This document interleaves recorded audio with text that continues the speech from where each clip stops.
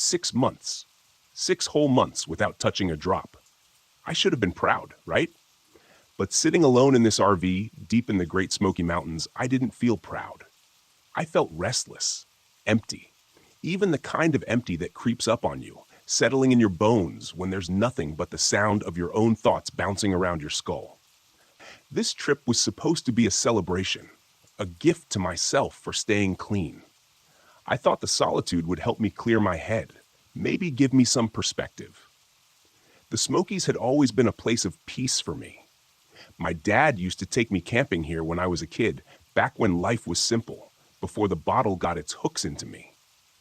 I pulled out my phone, flicking through pictures of those old trips. My thumb hesitated over the last photo of my dad and me standing by a roaring campfire. That was before everything went to hell, before the drinking became my escape from everything I couldn't face. The phone buzzed, pulling me back to the present. It was my brother Jake, checking in as usual. "Hey, man," he said when I answered. "How's the trip? You hanging in there?" Jake was always the responsible one. Clean-cut, married with kids, a steady job. He'd been my lifeline after the wreckage of my addiction. I owed him more than I could ever repay. "Yeah, it's good," I lied. "Just me and the trees. Peaceful." "You staying out of trouble?" I chuckled. "I'm not exactly near any temptations out here," I said. I didn't tell him about the bottle I'd brought with me. It sat in the back of the RV, unopened, but still there, just in case. A cruel comfort. I'd stared at it more than once already, the amber liquid calling to me in the quiet. "Good to hear," Jake said, though I could hear the doubt in his voice. "Just keep your head straight, all right? I know it's tough being out there alone, but you got this. Call me if you need anything." "I will. Thanks." I ended the call and tossed the phone onto the bed. The sun was setting outside, casting long shadows through the trees. The sky faded from a soft orange to deep purple, and with it, the familiar sense of isolation began to settle in. The first night in the Smokies should have been serene, but as soon as the darkness took over, I felt it, the unease. The forest around me was too quiet. It was like it was holding its breath. No wind, no rustling leaves, just the faint crackle of my campfire outside. I sat at the picnic table near the fire, trying to relax, but the silence only seemed to grow heavier. I poked at the flames with a stick, hoping they'd somehow keep the stillness at bay. Then I heard it. A whistle, faint at first, like a breeze cutting through the trees, but unmistakably human. I froze, listening. It was tuneless, just a single drawn-out note that seemed to float through the air. I scanned the tree line, but there was nothing. No movement. No one else was supposed to be this far out. I'd parked in a secluded area of the park, away from the main trails. The whistling continued, soft but constant. "Probably just the wind," I muttered to myself. But even as I said it, I knew that wasn't true. It didn't sound like wind. It sounded deliberate. I stood, the hairs on the back of my neck prickling, and slowly circled the fire. I kept the flames between me and the trees, my eyes darting between the dark shapes of the pines. The whistle came again, louder this time, closer. My heart hammered in my chest, the familiar anxiety clawing its way up my throat. "Who's there?" I called, my voice breaking the thick silence. No response, just another long, drawn-out whistle. I grabbed my flashlight from the RV and swept the beam through the trees. The light cut through the darkness, but all I saw were shadows. No footsteps, no crunch of leaves, just that damn whistling, drifting through the trees like a ghost. I didn't sleep much that night. The next day, I tried to convince myself it was nothing. It had to be nothing, right? Just a trick of the wind. The mountains could be strange like that, especially at night. Still, I couldn't shake the feeling that I wasn't alone. The bottle of whiskey in the back of the RV started to look more and more appealing, but I shoved that thought down. I wasn't here for that. Not this time. To clear my head, I went for a hike, following a trail that wound through the dense forest. The air was crisp, the smell of pine and damp earth filling my lungs. For a while, it worked. I could almost forget about the night before. Almost. That's when I saw the first marking. It was carved into the bark of a tree, a rough, jagged symbol that looked like a spiral or maybe an eye. I couldn't tell. It didn't look natural, though. It felt intentional, like a warning. I ran my fingers over it, the grooves deep and uneven. I kept walking, but the further I went, the more of the symbols I saw. Spirals, faces, strange runes carved into the trees, all leading deeper into the woods. It felt like they were guiding me somewhere, though I wasn't sure I wanted to find out where. That night, the whistling returned.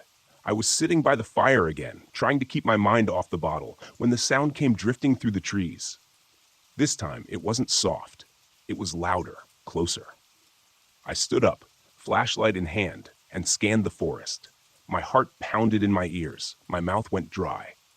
The whistling seemed to circle the campsite, moving slowly but deliberately. It was all I could hear, filling the silence like a haunting lullaby. I turned, and that's when I saw him. Standing just beyond the tree line was a figure. A man, gaunt and pale, his hollow eyes fixed on me. He stood motionless, his lips pursed as he whistled that same eerie, tuneless note. "Hey!" I called, my voice cracking. "What do you want?" The figure didn't respond. He just stood there, watching me. The whistling grew louder, more insistent, cutting through the night air like a knife. I took a step toward him, but as soon as I moved, he turned and disappeared into the trees. My hands were shaking. I wasn't sure if it was fear or something else, something deeper. I felt the urge to chase him, to follow that haunting sound, but my legs refused to move. I stayed by the fire until dawn, too scared to go back inside the RV. The next day, I tried to leave. I packed up my gear, grabbed the keys to the RV, and decided I'd had enough of the Smokies. But when I tried to start the engine, it wouldn't turn over, just a dull click. I swore under my breath, popped the hood, and checked the battery. Everything looked fine, but the damn thing wouldn't start. I tried calling Jake, but my phone was dead. I'd charged it the night before, but now it was completely drained. No signal, no service, nothing. The forest around me felt suffocating. I couldn't shake the feeling that something was watching me, waiting just beyond the trees. The whistling started again, faint at first, then growing louder, like a taunting melody. I grabbed the bottle from the back of the RV. I wasn't going to drink it, not yet. But holding it made me feel better, more in control, as if I could use it as a weapon somehow. That night, the stranger came back. I woke up to the sound of whistling, loud, sharp, right outside the RV. I sat up, heart pounding, and looked out the window. He was standing by the fire pit, his pale face illuminated by the flames. His eyes were fixed on me, unblinking, and that awful whistling filled the air, pressing in on me from all sides. He took a step toward the RV, and I felt the panic rise in my chest. I grabbed the bottle, holding it like a club, and stumbled outside. The air was freezing, my breath coming in ragged gasps. The whistling pierced through my skull, making it hard to think. I raised the bottle, ready to throw it, but then something stopped me. For the first time in days, I heard something else. A voice, faint but real. Jake's voice. "Nick, don't do it." I blinked, shaking my head. The stranger was gone. The whistling had stopped, and there in the silence, I realized what I had been about to do. The bottle slipped from my hands and shattered on the ground. I dropped to my knees, gasping for air, the weight of everything crashing down on me. The whistling was gone, but the fear, the isolation, it wasn't something I could run from. Not out here, not anywhere. When the sun rose, I tried the RV again. This time it started. I drove out of the Smokies that morning, not looking back. The whistling stayed behind, lost in the trees, but the memory of it, the temptation, would stay with me. 6 months sober. But this trip taught me something I hadn't been ready to face. Some demons don't live in bottles. They live in the silence, in the spaces we create for ourselves when we're trying to hide from the world.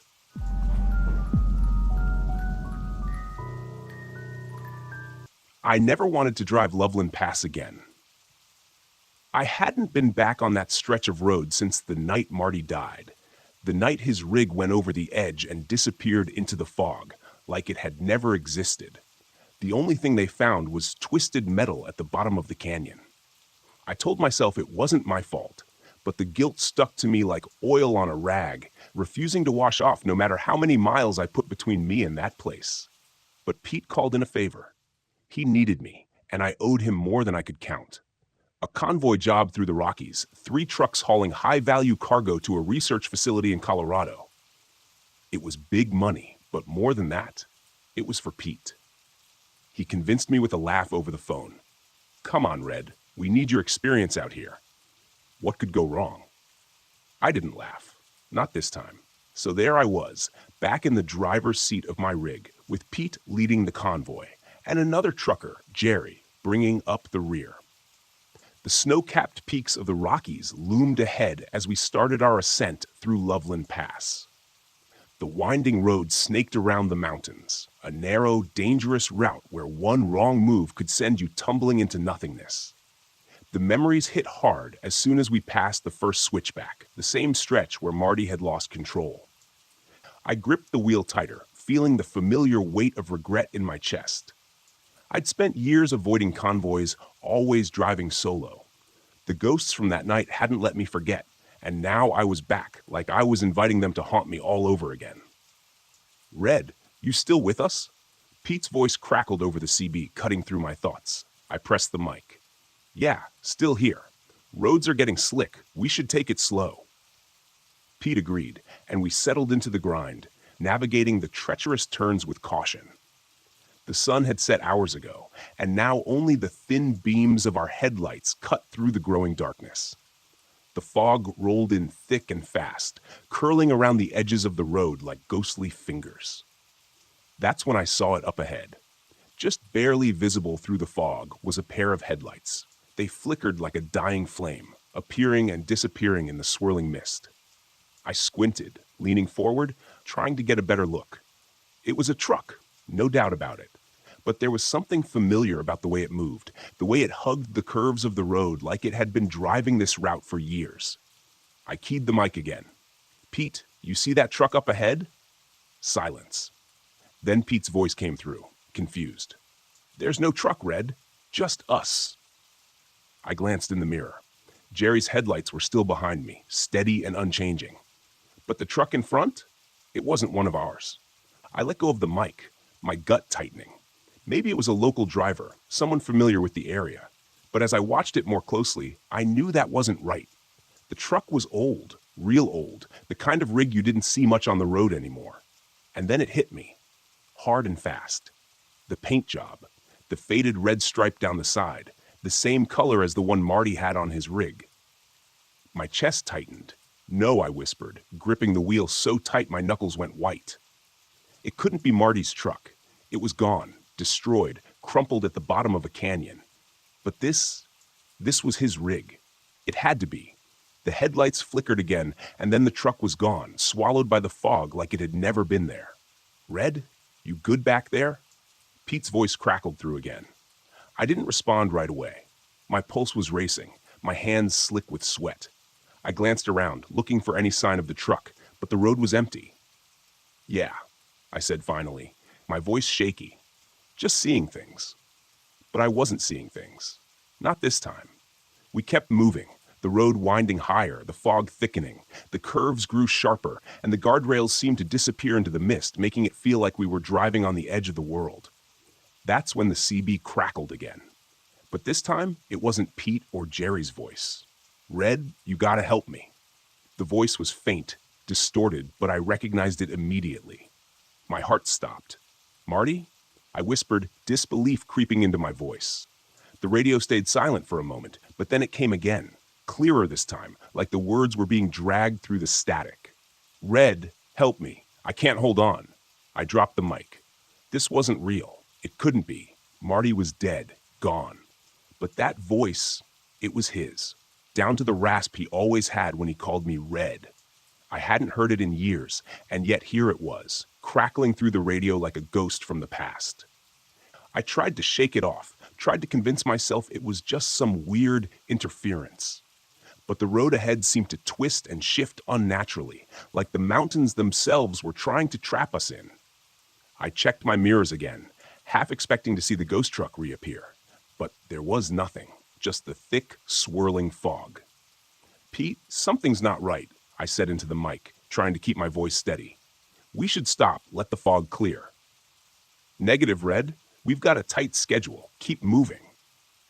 His response was sharp, almost panicked. Pete wasn't the type to scare easily, but I could hear the tension in his voice. He knew something was wrong too, but he didn't want to say it. The fog pressed in closer, and suddenly the road didn't feel familiar anymore. I'd driven this pass more times than I could count, but now it was like the route had changed. The turns were sharper, the drops steeper. I didn't know where we were headed anymore. And then I saw the truck again. It appeared out of the fog, closer this time, swerving wildly across the road. The old, rusted cab, the faded red stripe. It was Marty's rig, no doubt about it. But when I pulled alongside, there was no driver. The cab was empty, the windows fogged over from the inside. My stomach lurched. I slammed the brakes, swerving to avoid the ghost truck, but it vanished into the mist as quickly as it had come. My truck fishtailed, tires screeching against the wet pavement, but I managed to hold it steady. My heart was pounding in my chest. "Red, what the hell's going on back there?" Pete's voice snapped through the radio. "I saw him," I muttered, barely able to catch my breath. "I saw Marty's truck." Silence hung in the air for a long moment. I knew Pete was processing what I'd said, trying to figure out if I was losing it or if there was something more. But before he could respond, the CB crackled again. Marty didn't make it. It wasn't Pete. It wasn't Jerry. It was Marty. His voice filled the cab, clearer than before, as if he was sitting right next to me. "You let me go, Red. You let me fall." I clenched the wheel, anger and fear boiling in my chest. "I didn't let you fall. I tried, Marty. You didn't try hard enough." The road twisted again, sharper this time, and I could barely see the guardrail through the fog. But I kept driving, adrenaline coursing through me as Marty's voice echoed in my head. Suddenly, Pete's voice cut through the chaos. "Red, you gotta snap out of it. This isn't real." "It's the mountains messing with you," I snapped back. "Messing with me. Don't act like you don't hear him, Pete." Pete didn't answer. The road ahead dipped sharply, and I saw it, the same curve where Marty had gone over, the same stretch of road where his truck had disappeared into the canyon. My heart raced, my mind spinning. Was that where this was leading? Was I about to relive Marty's crash? "Marty, I'm sorry," I whispered, gripping the wheel tighter as the road curved dangerously toward the edge. "I'm so damn sorry." The fog lifted just enough for me to see what was ahead. Marty's truck in the middle of the road, blocking the pass. There was no time to stop, no time to think. I swerved hard, avoiding the ghost truck at the last second. My rig skidded, the wheels screeching as I fought to keep control. For a moment, I thought I was going over the edge. The wheels teetered on the lip of the canyon, the guardrail creaking under the weight of the truck. But I yanked the wheel, pulling the rig back onto solid ground. My breath came in ragged gasps. I looked in the rearview mirror. The ghost truck was gone. The fog was clearing, and for the first time in years, I felt like I could breathe. "Red?" Pete's voice came over the radio, softer now. "You still with us?" "Yeah," I whispered, gripping the wheel with trembling hands. "I'm still here." The mountains stretched ahead, empty and quiet. But I could still hear Marty's voice in the back of my mind, and I knew in some way he'd always be with me. We made it through the pass just as the sun broke over the horizon, casting a pale light over the jagged peaks. The road ahead was clear, but I knew I'd never forget the night I'd faced Marty's ghost.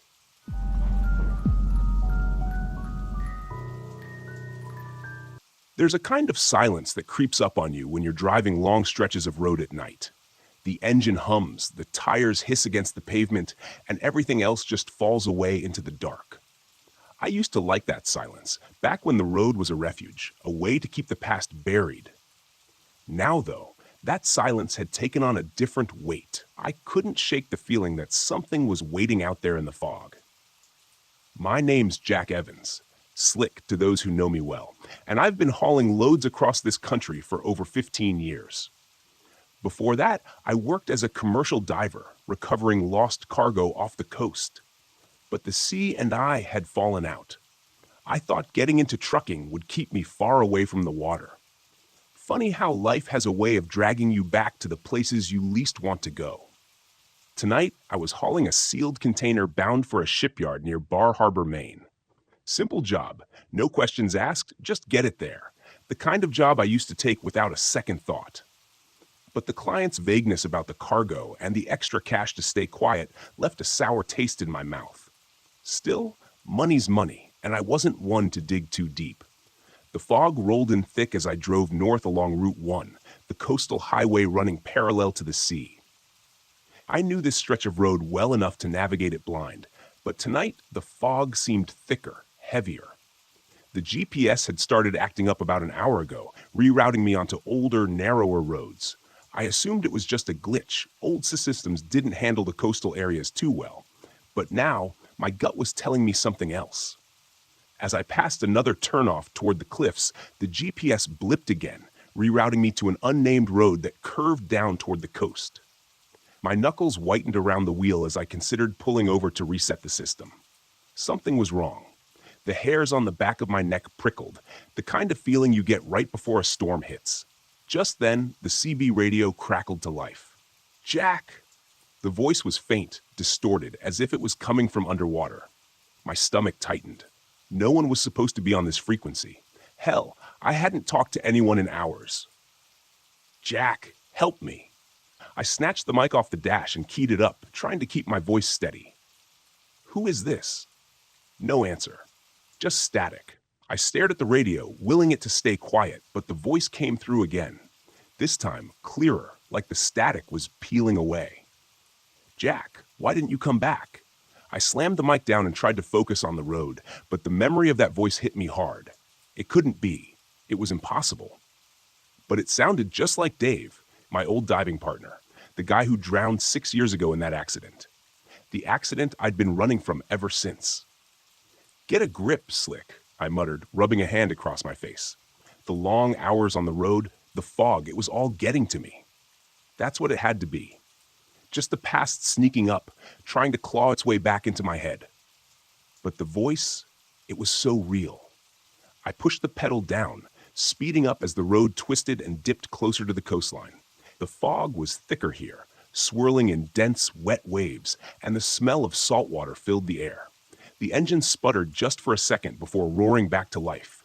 Another bad sign. And then I saw them. Lights, blinking faintly just off the edge of the road where the cliffs dropped down to the sea. At first, I thought it was a boat, fishing trawlers sometimes too close to shore in the fog. But these lights weren't moving. They hovered low and pale, just out of reach, dancing through the mist like they were waiting for me. I slowed the truck, squinting through the windshield, trying to make sense of what I was seeing. The lights pulsed rhythmically, almost in time with the steady hum I'd been hearing in the cab for the last few miles. That hum, low, eerie, was coming from the trailer. I'd noticed it earlier, but now it felt more like a heartbeat. A slow, rhythmic thump vibrating through the entire rig. I gritted my teeth and pressed on, ignoring the cold knot forming in my gut. Whatever was in that container, it was none of my business. I just had to deliver it and be done with it.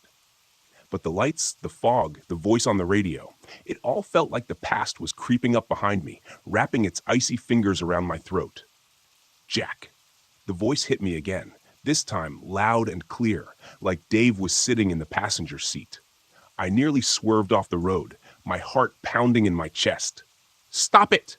I growled, slamming my hand against the dash. "You're not real." But the voice didn't stop. It crackled through the sea, an echo of the past I'd spent years trying to forget. "You left me down there, Jack. You left me to drown." The memories hit hard and fast, the dive, the tangled wreck, the moment I lost sight of Dave in the murky depths. I tried to save him, but the currents were too strong. His voice had faded, swallowed by the sea. And now, here it was, back to haunt me.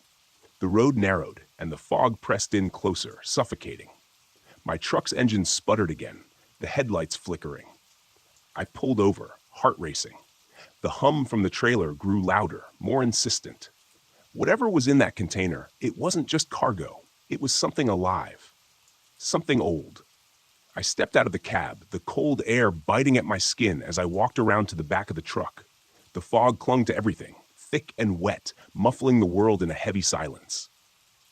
The lights over the water had disappeared, but I could still feel them watching me. The hum was louder here, vibrating through the trailer walls. I reached for the lock, my hand trembling. Part of me knew I shouldn't open it. The other part, the part that was tired of running, needed to know what I was hauling. As I unlocked the container, a voice whispered in my ear, "Come back, Jack." The doors swung open with a metallic creak, and inside, bathed in a faint, otherworldly glow, was an object, an artifact. It looked ancient, carved from dark stone, with strange symbols etched into its surface. The hum was coming from it, pulsating like a heartbeat, sending ripples of energy through the air. I took a step back, the realization sinking in like a weight in my chest. This thing wasn't just cargo. It was something tied to the sea, something old and powerful, and it had been calling to me all night. The fog swirled around me, thickening, and I felt a presence, multiple presences moving through it. Figures, humanoid but distorted, like they were submerged in water, appeared at the edges of the road. Their eyes glowed faintly, and their movements were slow, deliberate, as they waded through the fog toward me. I stumbled back, my pulse racing. The figures grew closer, their shapes becoming clearer. Fishermen, divers, sailors, all of them dripping with seawater, their faces pale and bloated. And among them, I saw Dave, his eyes locked on mine, his expression blank, his hand outstretched. "You left me." His voice echoed in my head. "You left me to die." I backed away, but the sea's pull was too strong. The hum from the artifact grew louder, and the figures closed in, their voices mingling with the wind, calling me back to the water. Back to the depths where I'd lost Dave. "I'm sorry," I whispered, my breath fogging in the cold air. I tried to save you." Dave's expression didn't change, but his hand dropped. The figures stopped, hovering at the edge of the road. The hum from the artifact slowed, the vibrations easing. The fog, heavy and thick, began to lift. And then, just as quickly as they had appeared, the figures dissolved into the mist, leaving me alone on the road. I closed the trailer doors, locking the artifact inside, and climbed back into the cab. The engine sputtered to life, and I pulled away from the coast, leaving the fog and the ghosts behind. The road stretched out ahead, empty and quiet, but the weight in my chest remained. The sea wasn't done with me. Not yet. And neither was Dave. That night, as I drove into the sunrise, I couldn't shake the feeling that I'd only just scratched the surface of something far deeper, something I couldn't escape.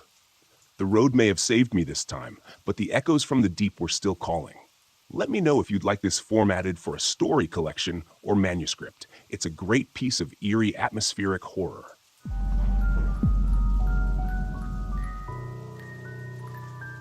The mist rolled in quicker than I'd expected, but I didn't mind. I loved the fog, loved the way it muted everything, softened the edges of the world, made it all feel a little more mysterious. It was perfect for my project. Whispers of the Wild was going to be my best work yet. I could feel it after everything I'd been through in the past year. Hell, in the past month. This was the reset I needed. Just me, my camera, and the Smoky Mountains. No one to answer to, no one to lean on. Just the way I liked it. I hefted my backpack higher on my shoulders and adjusted my camera strap. The trail was rough, more overgrown than I'd expected, but that was part of the draw. The more remote the location, the better the shot. No tourists ruining the landscape with their neon jackets or loud conversations. Just untouched wilderness. But untouched wilderness had its downsides. My camera had been acting up since I'd arrived. I'd missed some great shots because of it. Fog rolling over the peaks, a hawk perched on a branch just feet away. But I told myself I didn't care. This trip wasn't about getting everything right. It was about getting away. I paused to catch my breath and set the camera down on a fallen log. The lens fogged up almost instantly in the damp air, and when I wiped it off with the corner of my jacket, I realized I'd smeared dirt across it. Typical. "Come on," I muttered, digging into my bag for a lens cloth. As I crouched there, rubbing at the stubborn streak of mud, I heard it, a soft, rhythmic tapping. At first, I thought it was a woodpecker. There were plenty of them around these parts, but it didn't sound right. Too slow, too steady. Tap, pause, tap, pause. I looked up, but the fog was thickening, swallowing the trees just a few yards ahead of me. The tapping stopped. I told myself it was just a branch knocking against a tree in the wind. I wasn't scared of being out here alone. In fact, I preferred it. No one to distract me, no one to get in my head. Still, the silence that followed felt too quiet, like something was waiting. I shoved the lens cloth back into my pack and stood up, forcing myself to move on. I had a campsite to reach before dark, and I wasn't about to get spooked by a weird noise, at least not this early in the trip. The fog never really lifted by the time I reached the clearing where I planned to camp. It was so thick I could barely see 10 feet in any direction. I set up my tent quickly, more out of habit than anything else, though I couldn't shake the feeling of eyes on me. I wasn't sure why. There was no one around, no animals scurrying through the underbrush, not even a bird call to break the stillness. I figured a good night's sleep would shake off the nerves. I was just tired. The last few months had been brutal. Breaking up with Paul, the constant fights before it, the way he made me feel like I couldn't do anything right. This trip was supposed to be my way of proving him wrong, proving to myself that I didn't need him, that I didn't need anyone. But the anxiety crept up on me anyway, a tight knot in my chest as I lay in my sleeping bag, staring up at the ceiling of my tent. Then there was that tapping again, faint and far off. I tried to tell myself it didn't matter, just the wind, just the forest. But then it stopped abruptly, like someone had flipped a switch, and I heard something else, something worse, a whisper. It was so faint I could barely make it out, but it was there, threading through the fog outside. It didn't sound like words, not exactly, but it was too rhythmic to be whined, too deliberate. I sat up, listening hard, my heart racing. Nothing.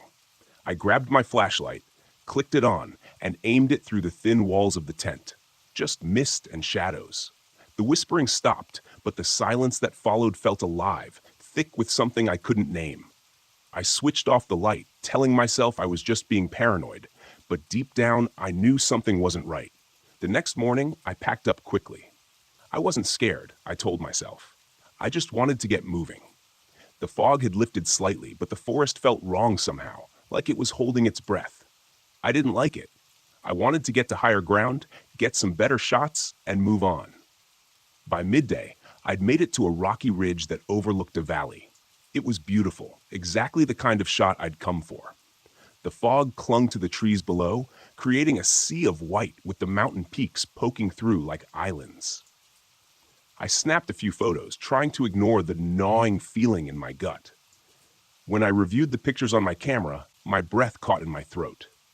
There were figures in the fog. At first, I thought it was a trick of the light, just shadows cast by the trees. But the more I zoomed in, the clearer they became. Tall, thin shapes, barely visible but definitely there.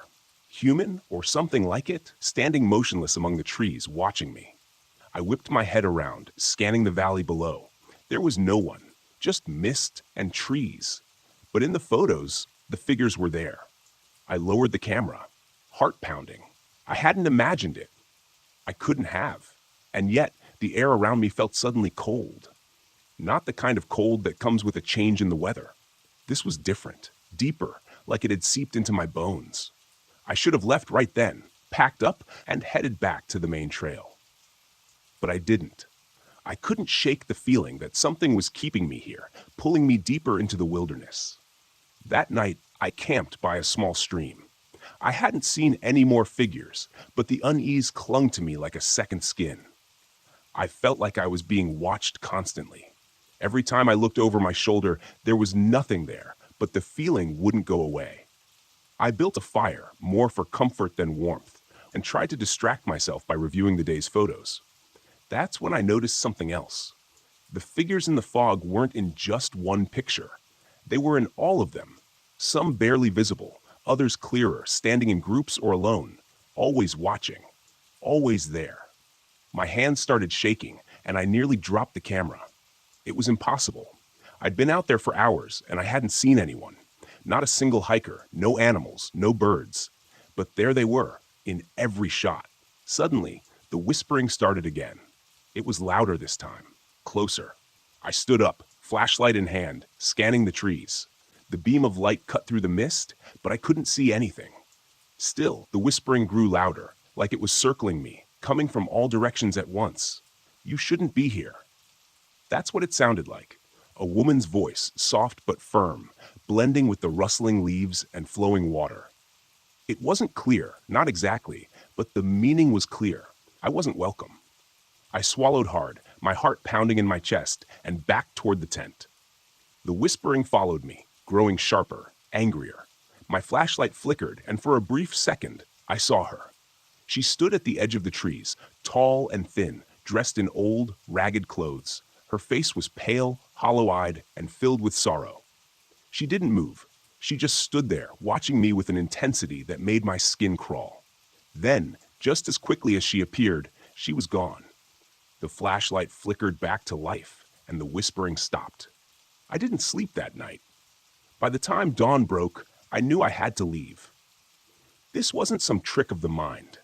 No matter how much I'd tried to rationalize it, there was something in these woods. Something angry, and I had trespassed. I packed up my gear in record time and set off toward the trailhead. But the forest seemed different now, like the trees were closing in on me. The path I'd taken to get here was gone, swallowed by the fog. My compass spun wildly, useless, and the map was no help in the unmarked wilderness. Panic gnawed at my insides as I stumbled through the underbrush, trying to keep my bearings. But the more I walked, the more lost I became. And all the while, I could feel her watching, waiting. The whispering started again as I crossed a small clearing, louder this time, angrier. I dropped my pack, desperate, and spun around. There she was, standing in the mist, her eyes locked on mine. I fell to my knees, breath coming in ragged gasps. "I'm sorry," I whispered, though my voice was barely audible over the growing wind. "I didn't mean to." Her expression softened just slightly, and for the first time I felt something other than fear. She wasn't just angry. She was in pain. "I'm sorry," I repeated, louder this time. "I shouldn't be here. I didn't know." The wind died down. The whispering faded, and slowly, the figure in the mist began to dissolve, melting back into the fog. I sat there for what felt like hours, heart racing, too afraid to move. But she was gone. The air felt lighter, the forest less oppressive. When I finally stood, I saw it. Small, barely visible in the fog, a stone hidden among the trees, a grave, long forgotten, buried deep in the wilderness. I didn't touch it. I didn't even get close. I just stood there for a moment, paying my respects to the spirit I'd disturbed. Then, without looking back, I turned and walked away.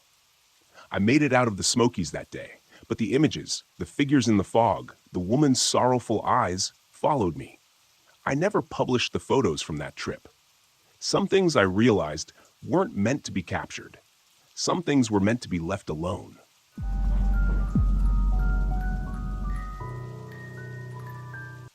I pulled the RV off the narrow, dusty road and into the shadow of Dead Man's Gulch. The engine sputtered to a stop, and for a moment, I sat there in silence, staring out at the barren valley stretching before me. The Ruby Mountains loomed in the distance, jagged and dark against the fading light. This was exactly what I wanted.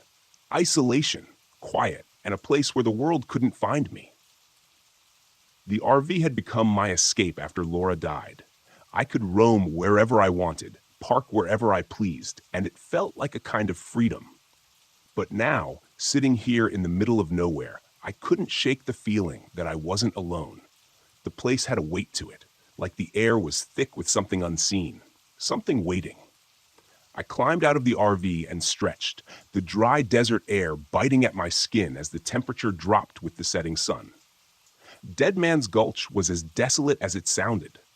I had read about it in a ghost stories book I found at a thrift store, some legend about miners who disappeared back in the late 1800s. They supposedly saw shadowy figures in the valley at night before the earth collapsed and swallowed them whole. I didn't believe in ghosts, cryptids, or any of the nonsense locals spouted about this place. I just wanted to be alone, away from the pitying glances and endless condolences. No one understood how grief gnawed at you, hollowing you out until nothing was left. Setting up camp took about 15 minutes. I parked the RV next to the remnants of an old mining camp. A few rusted-out carts, the skeletal remains of a cabin, and a collapsed mine shaft disappearing into the hillside. It was perfect. No people, no distractions. Just me, the desert, and the stars. By the time I finished dinner, canned chili, nothing fancy, the sun had dipped below the horizon. I sat at the small table inside the RV, staring at the book in front of me, filled with old tales of ghost sightings and strange disappearances, most of them from around here. The locals called it the Phantom of the Mines, a shadowy creature that haunted the valleys, stalking anyone who got too close to the abandoned shafts. I flipped through the pages, skimming over accounts of miners swearing they'd seen something dark moving in the fog just before disaster struck. I shook my head and closed the book. Ghosts, shadows, it was all nonsense. Laura would have laughed at the idea. She'd never been scared of anything. Not the woods, not the wild. She was fearless. But I wasn't Laura. As I cleaned up, the RV's lights flickered. I paused, glancing at the ceiling. The lights steadied again, and I let out a breath I hadn't realized I was holding. Just a glitch, I told myself. The RV was old. Things broke, but the air suddenly felt colder. When I glanced out the window, I swore I saw movement, something shifting in the darkness just beyond the headlights. I stepped outside, the crunch of gravel under my boots the only sound. The night was still, too still, the kind of quiet that presses down on you. I scanned the area, the beam from my flashlight cutting through the shadows. Nothing moved, just rocks, dirt, and the skeletal remains of the old mining camp. Then I heard it. Faint, like the sound of gravel shifting underfoot. The hairs on the back of my neck stood up. I swung the flashlight toward the sound, but there was nothing there. "Get a grip, Jake," I muttered. "It's just the wind." I turned back toward the RV, ready to call it a night, until I saw them. Handprints, long streaks of dust trailing down the windows, as if someone or something had dragged their fingers across the glass. My heart skipped a beat. I was alone. I knew that. No one had passed me on the road for hours. No one was out here. At least, no one should have been. I hurried inside, locking the door behind me. The RV felt smaller now, the walls pressing in as the wind outside picked up, howling through the narrow canyon. I sat at the table, staring at the window, waiting. But nothing happened. The next morning, the RV was completely dead. No power, no lights, no water pump, nothing. I checked the battery. It was completely drained. It didn't make sense. I had it checked before I left. It was supposed to last for weeks. Frustrated, I spent most of the day trying to figure out what was wrong, but everything seemed fine. The battery had just died. By late afternoon, I gave up. I was stuck here for the night. I cursed under my breath, but deep down, I knew this wasn't just bad luck. I decided to go for a walk, maybe clear my head. The old mine shaft loomed in the distance, and I made my way toward it. The ground was hard and cracked, littered with strange, deep marks crisscrossing the dirt. They looked like they'd been dragged by something large, too large. At the mine's entrance, the air was cooler, thick with the smell of dust and rot. The opening had collapsed years ago, the rocks jagged and sharp. But there, in the dirt, were more of those strange marks, long, deep gouges, like something had been clawing its way out. I backed away, chest tightening. It was just a mine, just old rocks and dirt. But as I turned to leave, I caught something in the corner of my eye, a shadow moving at the edge of the rocks. I whipped around. Nothing. I ran back to the RV, heart pounding. That night, the first knock came just after midnight, a loud, deliberate bang on the side of the RV. I shot up, grabbing the shotgun by my bed. My hands shook as I loaded it. Another bang, closer this time. "Who's there?" I shouted, voice cracking. No answer, just the sound of gravel shifting. I grabbed the flashlight and threw open the door. The cold hit me hard. The beam cut through the darkness. Nothing. No one. But then I saw it. A dark, shifting figure at the edge of the rocks. Its form flickered like smoke in the wind. It didn't have a face, but I felt its eyes on me. I raised the shotgun and fired. The blast echoed, but the thing didn't move. It just faded. I stumbled back inside, locking the door. The lights flickered and then went dark. I sat in total blackness, shotgun in my lap, waiting. But it didn't come back. By morning, I'd had enough. I packed up and climbed into the driver's seat. Miraculously, the RV started like nothing had been wrong. I didn't wait. I hit the gas, speeding away from Dead Man's Gulch. The weight in the air lifted, the fog was gone. But I couldn't shake the feeling I had narrowly escaped something dark, something still waiting in those mines. And as I drove, I kept checking the rearview mirror, just in case.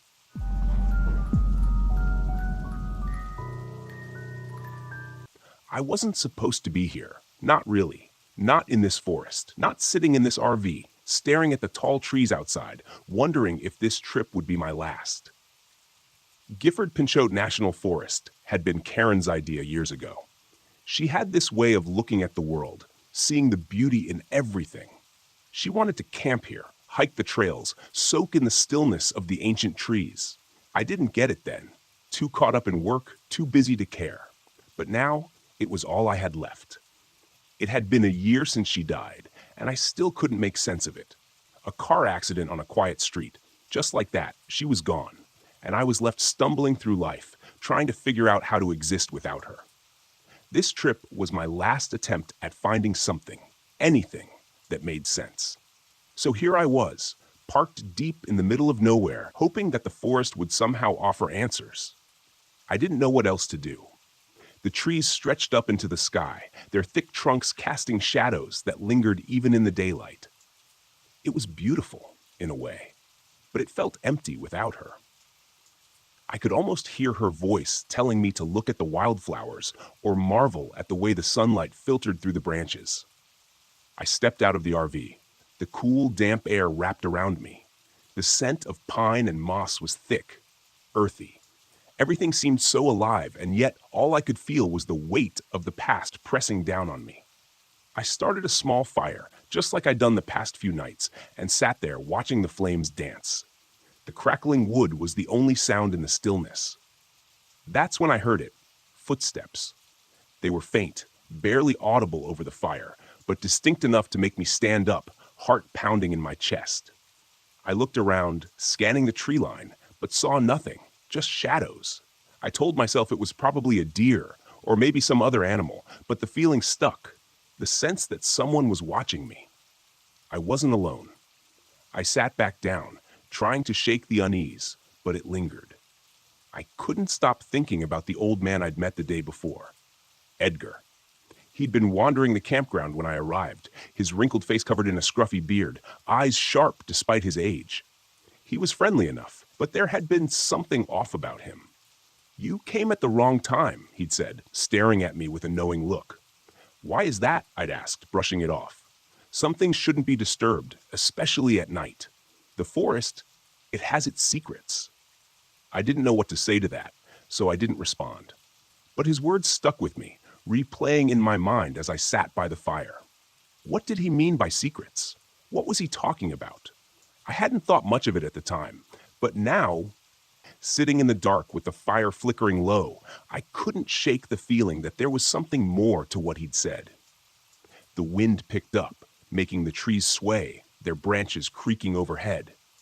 The fire sputtered as the breeze caught it, and I stood up again, feeling restless. I needed to move, to walk, anything to clear my head. I grabbed my flashlight and headed into the forest, just far enough to feel like I was doing something. The beam of light cut through the darkness, illuminating the trunks of the trees, but casting long shadows everywhere else. My footsteps were the only sound now, crunching softly on the forest floor. I don't know how far I walked before I saw the first symbol.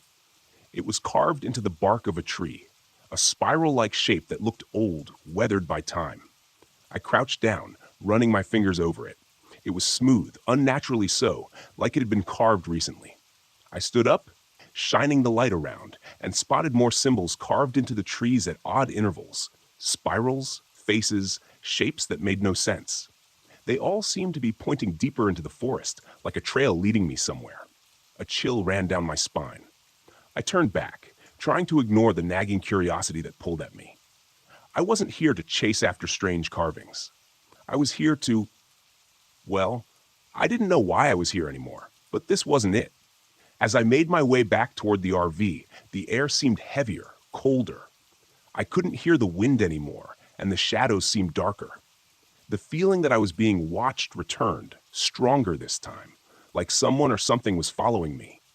My pulse quickened, and I picked up the pace, glancing over my shoulder every few steps. Nothing, just trees and shadows. When I reached the RV, I let out a breath I hadn't realized I was holding. The fire had gone out, leaving nothing but smoldering embers. I climbed inside, locked the door behind me, and sat on the edge of the bed, heart still racing. I was just tired. That's all it was. The grief, the isolation, it was messing with my head. I hadn't been sleeping well, and the loneliness had a way of playing tricks on the mind. At least that's what I told myself. The next morning, I met Leah. She was hiking near the campground, a pack slung over her shoulders, looking every bit the confident outdoorswoman. She was friendly, outgoing, and struck up a conversation with me as soon as we crossed paths. "You camping out here alone?" she asked, her voice light, casual. I nodded. "Yeah, needed some time away, I guess." "I get that," she said, smiling. "This place is something else. It's beautiful, but it can get a little weird at night, don't you think?" I paused, remembering the footsteps, the carvings, Edgar's warnings. "Weird?"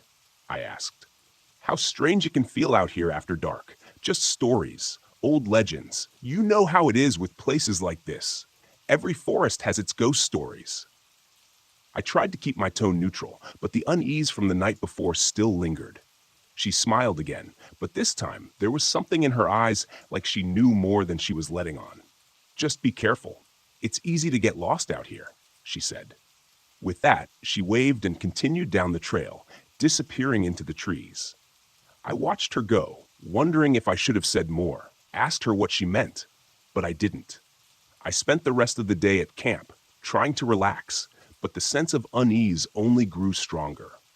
That night, as I sat by the fire again, I couldn't stop thinking about the symbols. They'd seemed so deliberate, so purposeful, like someone or something was trying to lead me deeper into the woods. And then the footsteps returned. This time, they were louder, closer. I stood up, shining my flashlight toward the trees, but saw nothing, just shadows. But the footsteps didn't stop. They circled the RV, slow, deliberate, crunching on the forest floor. My throat tightened as I strained to listen, my heart hammering in my chest. "Who's there?" I called out, but the footsteps didn't answer. Instead, they stopped. Dead silence. I backed toward the RV, fumbling for the door, when I saw it. Movement just at the edge of the trees. A figure, tall, thin, barely visible in the darkness. I blinked, and it was gone.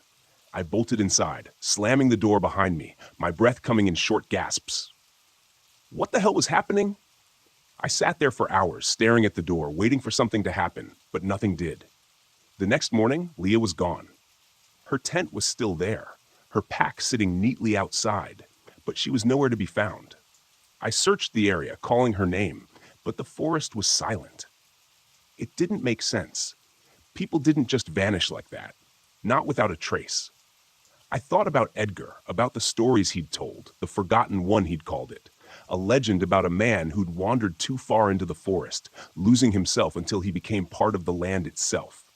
Now, they said he lured others to join him, preying on their grief, their loneliness, until they disappeared too. I didn't believe it. I couldn't. But Leah was gone, and the symbols were still there, etched into the trees like a warning or an invitation. The footsteps returned that night, and this time I knew what they wanted. I could hear her voice, Karen's voice, calling to me from the trees, soft, loving, like she was right there waiting for me.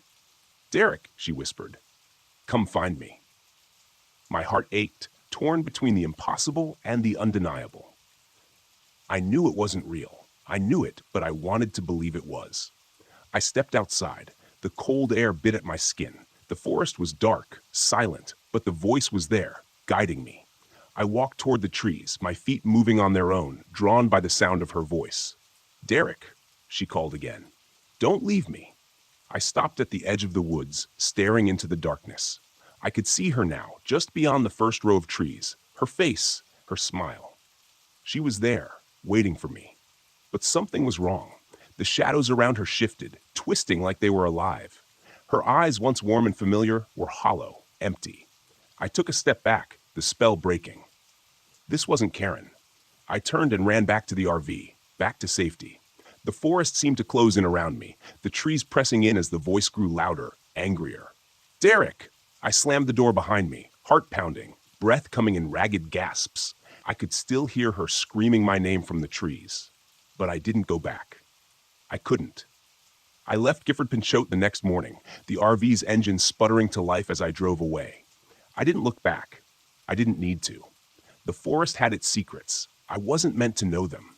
And whatever it was out there, whatever the forgotten one truly was, it would stay there, waiting for someone else.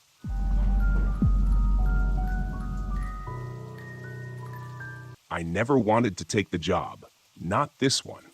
But when the bills pile up and your savings start running dry, you do what you have to, even if it means going back to the place you swore you'd never see again. Dead Man's Pass. It was Eddie's death that did it. 15 years ago, I lost my brother on that road. His rig skidded off a curve and plunged into the canyon. I was driving a mile behind him when it happened, saw the whole thing through my windshield like a damn nightmare unfolding in slow motion. I've never been the same since. I never could forgive myself for not doing more, not being there to help. That's how it goes in this life. You haul, you drive, you move forward, keep the past in the rear view. But it's never that simple, is it? I'm Hank Collins, but most people on the road know me as Rusty. Maybe it's the hair going gray, or maybe it's just the wear and tear of 30 years behind the wheel. I've spent most of my life running rigs, hauling everything from livestock to construction equipment. This time, I was hauling heavy machinery for a mining outfit in Utah. Easy enough. Or so I thought. The cargo didn't bother me. What bothered me was the route, Route 163, through the heart of Monument Valley, and then up through Dead Man's Pass, the very stretch of road where Eddie lost his life. I've avoided it for years, but I couldn't avoid it this time. The money was too good, and the job came at a time when I needed it most. The first sign that something wasn't right came when I crossed into the desert. The vast expanse of red rocks stretched out for miles, the sun beginning to dip below the horizon, casting long shadows across the road. It should have been peaceful, almost beautiful, but there was something off. The radio cut out first, static, then silence. Not unusual out here, but it didn't sit right. The stillness felt heavy, oppressive, like the desert itself was holding its breath. As the sun slipped away completely, I noticed a pair of headlights in my rearview mirror. At first, I didn't think much of it, probably another trucker making the same route.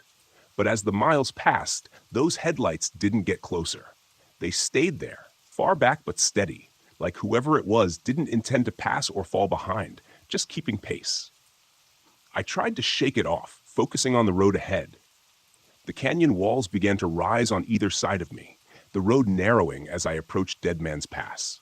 My hands tightened on the wheel, the familiar knot of tension growing in my chest. The road was winding, dangerous, with steep cliffs on one side and jagged rock on the other. I'd driven it 100 times before, but not since the night Eddie died. As I climbed higher, the truck started to act up. First, it was the brakes. They began to make a grinding noise that sent vibrations up through the cab. They were new, serviced just a week ago. No reason they should be failing. Then the engine sputtered. Just once, but enough to make my heart jump. "Come on, Rusty," I muttered to myself. "Just keep moving, 1 mile at a time." But the truck didn't listen. The headlights behind me were still there, never getting any closer, never fading away. Something about it gnawed at me, a slow realization creeping in. I knew that truck. It was Eddie's. It couldn't be. Of course, Eddie's truck was a wreck at the bottom of the canyon, rusted and forgotten. But the make, the model, even the busted left headlight, it was all the same. And it was following me. I turned up the CB, hoping for some noise to drown out my thoughts, but all I got was static. My hands were sweating now, the wheel slick beneath my fingers. The canyon walls seemed to press in tighter as I reached the most dangerous curve, the very spot where Eddie went over the edge. My foot eased off the gas, but then the CB crackled to life, and a voice broke through the static. "Rusty, Hank, you gotta stop." I nearly jerked the wheel in shock. I knew that voice. It was impossible, but I knew it. It was Eddie. Eddie, I whispered, even though I knew there was no way it could be real. I fumbled with the radio, trying to clear the signal, but the voice only grew louder, swallowed by the hiss of static. Rusty, you gotta stop. You can't make the same mistake. I was losing my mind. That's what this was. Too many years on the road, too many ghosts haunting me. That's all it was. But then the truck sputtered again. The grinding in the brakes got worse. I could feel the whole rig shudder as I tried to slow down, but the brakes weren't responding. I pumped them hard, but nothing. The curve was coming up fast, and I knew I wouldn't make it if the brakes didn't hold. Damn it, I shouted, yanking the wheel hard to the right, pulling off onto the narrow shoulder. The truck screeched to a stop, just inches from the cliff's edge. For a long time, I sat there, heart pounding, staring at the drop below. The canyon stretched out beneath me, a black abyss swallowing the last traces of daylight. My breathing was ragged, my hands shaking, and then I saw it. Eddie's truck was still there, sitting on the road behind me, headlights glowing dimly through the dust. But now I could see it wasn't just a truck. The rig was mangled, twisted, just like it had been after the accident. The front end was smashed in, the cab crumpled, the windshield shattered, and standing next to it was Eddie. I blinked, rubbed my eyes, but he didn't disappear. He was there, as clear as day. His face was pale, gaunt, eyes hollow, but it was him. He was looking right at me. I stumbled out of the cab, my legs shaking beneath me. I didn't know what I was doing, didn't know what I expected to happen, but I had to get closer. I had to see Eddie. My voice cracked as I took a step toward him. How are you? He didn't speak, just stared at me with those hollow eyes. Then slowly he raised a hand, pointing down the canyon. I followed his gaze, my heart pounding in my chest. That's when I saw it, the wreckage of his truck lying at the bottom of the canyon, just as it had been all those years ago. No, I whispered. This can't be real. Eddie's voice echoed in my mind, though his lips didn't move. You gotta stop, Rusty. You gotta stop running. I fell to my knees, the weight of everything crashing down on me. I had run from this for so long, buried it deep, but now there was no escaping it. Eddie wasn't here for revenge. He wasn't here to haunt me. He was here because I'd never let him go. I'm sorry, I choked out, tears burning my eyes. I'm sorry, Eddie. It was my fault. I should have listened. I should have stopped. The wind howled through the canyon, and for a moment it sounded like Eddie was speaking again, but this time it wasn't a warning. It was forgiveness. I never blamed you, Rusty, his voice whispered, softer now, like it was being carried away by the wind. But you gotta forgive yourself. The headlights of Eddie's truck flickered once, then went out. The figure standing beside it began to fade, dissolving into the dust and shadows of the canyon. And then he was gone. I sat there on the edge of the road, staring down into the canyon where my brother's truck had fallen. The air was still, the only sound, the soft hum of the desert wind. I didn't know how long I sat there, but when I finally got to my feet, something had shifted inside me. The guilt was still there, but it wasn't crushing me anymore. It wasn't tearing me apart from the inside. I could breathe again. I climbed back into the cab and started the engine. The truck roared to life, and the brakes responded this time, smooth and steady, as I pulled back onto the road. I glanced in the rearview mirror one last time. There was nothing there. No truck, no headlights, just empty miles of desert behind me. I smiled a sad, tired smile. It was time to stop running. Time to go home. As I drove through Dead Man's Pass, the echoes of the past faded into the night, leaving only the road ahead.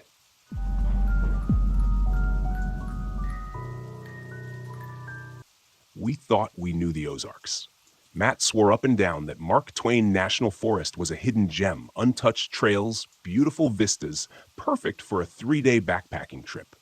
He was always good at selling these kinds of trips, making it seem like a dream adventure. I believed him mostly because I loved him. But even then, as we parked the car at the trailhead and unloaded our gear, I couldn't shake the feeling that this trip was going to be different.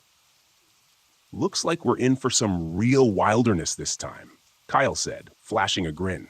He was already making jokes about getting lost and being eaten by cryptids. Classic Kyle, always trying to lighten the mood. I laughed it off, but something about the dense trees and the isolation made the joke sit heavy in my chest. The forest felt too quiet, too vast. Matt, as usual, was all business. He was adjusting his pack, double-checking the map on his phone. "We'll follow the GPS for most of the way," he said, his voice filled with confidence. "Should be easy. Just a couple of tough climbs, but nothing we can't handle." I glanced at Sarah, who was tightening the straps on her hiking boots. She was always the tough one, competitive, never backing down from a challenge. I liked that about her, but sometimes it felt like she had something to prove, especially when Matt was around. I couldn't tell if it was admiration or rivalry. "Let's get moving," Matt called, waving us on. "We've got a lot of ground to cover." The first day went as expected. We hiked deeper into the forest, leaving behind the marked trails and venturing into the heart of the wilderness. The trees were taller here, their branches heavy with green, creating a canopy that let in only slivers of sunlight. It felt like the forest was swallowing us whole, but Matt pressed on, oblivious to the creeping unease that gnawed at me. That night, we set up camp by a small stream. The air was cooler than I expected, a bite of cold that sank into my bones as the sun set. Kyle's tent had a broken pole, something he hadn't noticed until we tried setting it up. He laughed it off, saying he'd just sleep in Sarah's tent. But Matt's frustration was clear. "Next time, check your gear before we leave," Matt snapped, his voice tight. "Relax, man, it's just a tent pole," Kyle said, but the tension between them simmered. I was too tired to deal with their bickering, so I busied myself with starting the fire. Dana, my girlfriend, snapped photos as always, capturing the last glimmers of daylight filtered through the trees. She looked peaceful behind the camera, but I could tell she felt it too, that sense that something was off. That night, we heard the first howl. It was distant at first, almost like the wind moving through the trees, but then it came again, low and deep, rising into a chilling wail that made the hairs on my arms stand up. "What the hell was that?" Sarah muttered, her hand instinctively moving toward the hatchet strapped to her pack. Matt shrugged, trying to play it off. "Probably just a coyote or something. These woods are full of wildlife." But it didn't sound like any coyote I'd ever heard. I exchanged a glance with Dana, and she raised her eyebrows in that way she did when she didn't believe something. Kyle, of course, took the opportunity to joke. "Sounds like Bigfoot's out there, or maybe the Ozark Howler," he said, his voice teasing. "You guys know that one, right? Big, hairy creature, glowing red eyes, hunts hikers for fun." "Knock it off," Matt said sharply. "It's just an animal. Get some sleep. We've got a long hike tomorrow." I tried to brush it off too, but lying in our tent that night, I couldn't shake the feeling that something was watching us. Every rustle of the leaves, every snap of a twig outside, made my heart race.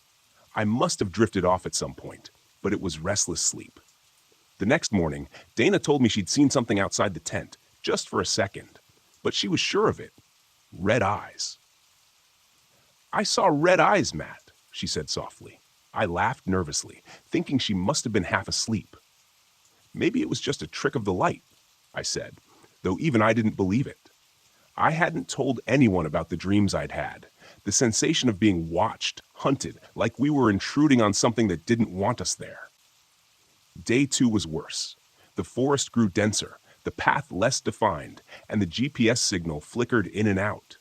At one point, we lost it completely. Matt insisted he could still navigate using the map, but the landscape wasn't matching up with anything. The trees felt wrong, closer somehow, like they were moving in on us. The air grew colder, and the silence pressed down like a weight. "We're lost," Sarah said flatly, glaring at Matt. "We're not lost," he snapped back. "I know where we are." But he didn't. None of us did. That night, we found claw marks on the trees, deep gouges like something had raked through the bark, with claws far larger than any animal should have. Dana's hands trembled as she took pictures, but Matt dismissed it. "Could be a bear," he said, though the unease in his voice was obvious.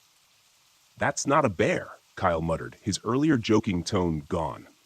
He stared at the claw marks, his face pale. "This is messed up, man. Maybe we should turn back." "We're not turning back," Matt said, his voice rising. "We've come this far. We stick to the plan." The argument that followed was inevitable. Sarah sided with Kyle, saying we were unprepared and it wasn't worth the risk. Dana stayed quiet, but I could see the fear in her eyes.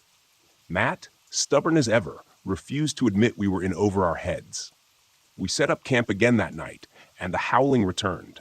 This time it was closer, louder, the sound reverberating through the trees like something was circling us. I barely slept, and when I did, I dreamt of those red eyes watching us from the darkness. In the morning, we found more signs. Animal carcasses torn apart, strewn across the ground. Deer, mostly, their bodies mangled in ways that didn't make sense. No predator would kill like that. Not for food. It was like something had ripped them apart for fun. Kyle was the first to voice what we were all thinking. "It's the howler, man. I'm telling you, this place is messed up." Matt, as always, refused to believe it. "It's just a predator. Wolves, maybe." "There are no wolves in the Ozarks," Sarah said, her voice shaking. "Not anymore." We kept moving, but the howls followed us, louder, closer. By late afternoon, we knew we weren't alone. We were being hunted. It was just before dusk when we saw it. We stopped to rest, setting our packs down near a small clearing. That's when Dana froze, her camera slipping from her hands. "Matt," she whispered, "behind you."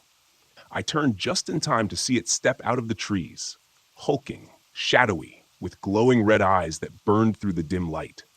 Its body was massive, covered in thick dark fur, but its shape was wrong, twisted like something caught between animal and something more. The howl that followed was like nothing I'd ever heard, a deep, guttural sound that shook me to my core.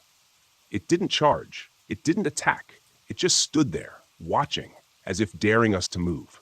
We didn't. "What the hell is that?" Kyle's voice was barely a whisper, his face drained of color. "It's not real," Matt muttered, but his voice lacked conviction.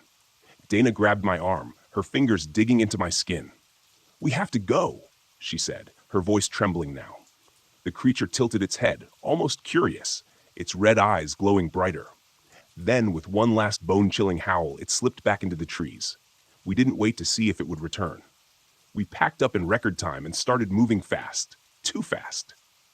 The light was fading, and we were stumbling over roots and rocks, our breath coming in short, panicked gasps. That night, we didn't set up camp. We just kept walking, desperate to put distance between us and whatever that thing was. The howls continued, closer, always closer. When dawn finally broke, we stumbled upon an old ranger's cabin. Its roof caved in, the windows shattered. It wasn't much, but it was shelter. We collapsed inside, too exhausted to keep going. For the first time in hours, the howling stopped. Matt stared at the floor, his face pale, his hands shaking. "It's not real," he whispered over and over again like a broken record. But we knew better. We had heard it, seen it. The Ozark howler was real, and it had let us live, for now. As we sat in that ruined cabin, the forest watching, waiting, I realized we hadn't escaped. Not really. The howler was still out there, somewhere in the shadows, and it was only a matter of time before it came back.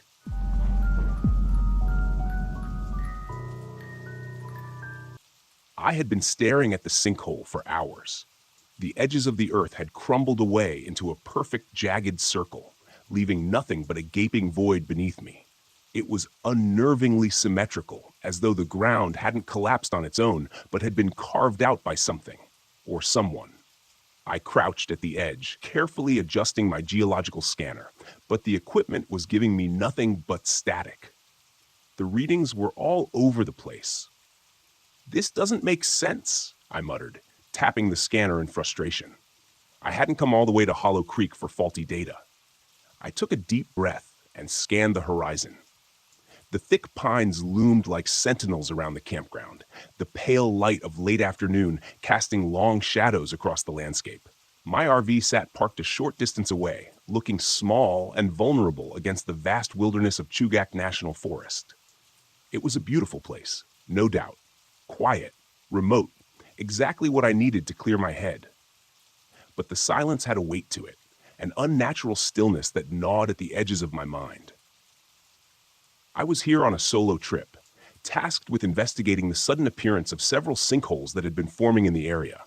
Geological instability was the theory, but something about the way these holes formed had raised red flags from the moment I arrived. The patterns were too precise, too deliberate. My phone buzzed, breaking the silence. It was Ethan, the local park ranger, and the closest thing to human contact I'd had in days. His voice crackled through the static as I picked up. "Hey, Megan, how's it going out there?" "Not great," I admitted. "The equipment's glitching again, and these sinkholes, I don't know. They feel weird. Not like anything I've seen before." Ethan chuckled, but there was an edge to it. Hollow Creek's always been strange. You wouldn't be the first to think something's off here. "What do you mean?" I asked, standing up and dusting off my jeans. "You ever hear the stories about this place? Locals believe the sinkholes are more than just geological shifts. They think there's something ancient beneath the earth. The indigenous people used to call it the land that breathes. They thought the earth here was alive, that it could swallow you whole if you weren't careful." I rolled my eyes, though the words stirred an uneasy feeling deep in my gut. Sounds like folklore to me. "Maybe," Ethan said, his tone serious now. "But I'd be careful if I were you. These woods have a way of playing tricks on you. And the sinkholes, well, they've taken people before. People who didn't listen to the warnings." I didn't respond right away, staring down into the abyss of the sinkhole in front of me. I'd studied rocks and underground formations for most of my career, but nothing had prepared me for the unnerving stillness of this place. "Thanks for the heads up," I said, trying to keep my voice light. "But I'm here to study geology, not ghosts." Ethan sighed. "Just don't go deep, okay? Call if you need anything." I hung up and pocketed the phone, but the conversation lingered in my mind. The land that breathes. Superstition, I told myself. Just old stories. I turned back to the sinkhole. Something inside me itched to see what was beneath the surface, to understand what was causing the ground to shift in such a strange, unnatural way. The patterns in the rocks I had been studying weren't like any natural formation I'd seen before. There were spirals, perfectly etched into the stone, as though by design, not by nature. The deeper I looked, the more I felt like I was standing on the edge of something I wasn't meant to find. That night, the first signs of trouble came in the form of noise. A low, deep rumbling that vibrated through the ground like the hum of a giant unseen machine. It started just as I was finishing dinner, sitting by the campfire. The sounds blended into the whispering wind at first, but then it grew louder, more distinct, like a deep pulse coming from below. I stood, flashlight in hand, scanning the trees. The stars were barely visible, shrouded in the thick clouds that seemed to roll in out of nowhere. The fire flickered, casting eerie shadows on the trees. For a moment, I thought I heard footsteps, something moving in the dark. "Ethan?" I called, my voice small against the vast silence. Nothing. I walked toward the sinkhole, my stomach knotting with every step. The rumbling grew louder, and as I reached the edge, I felt it. Vibrations under my feet. The ground beneath me was shifting, alive. I shone my flashlight down into the hole, but the beam disappeared into the blackness, swallowed by the depths.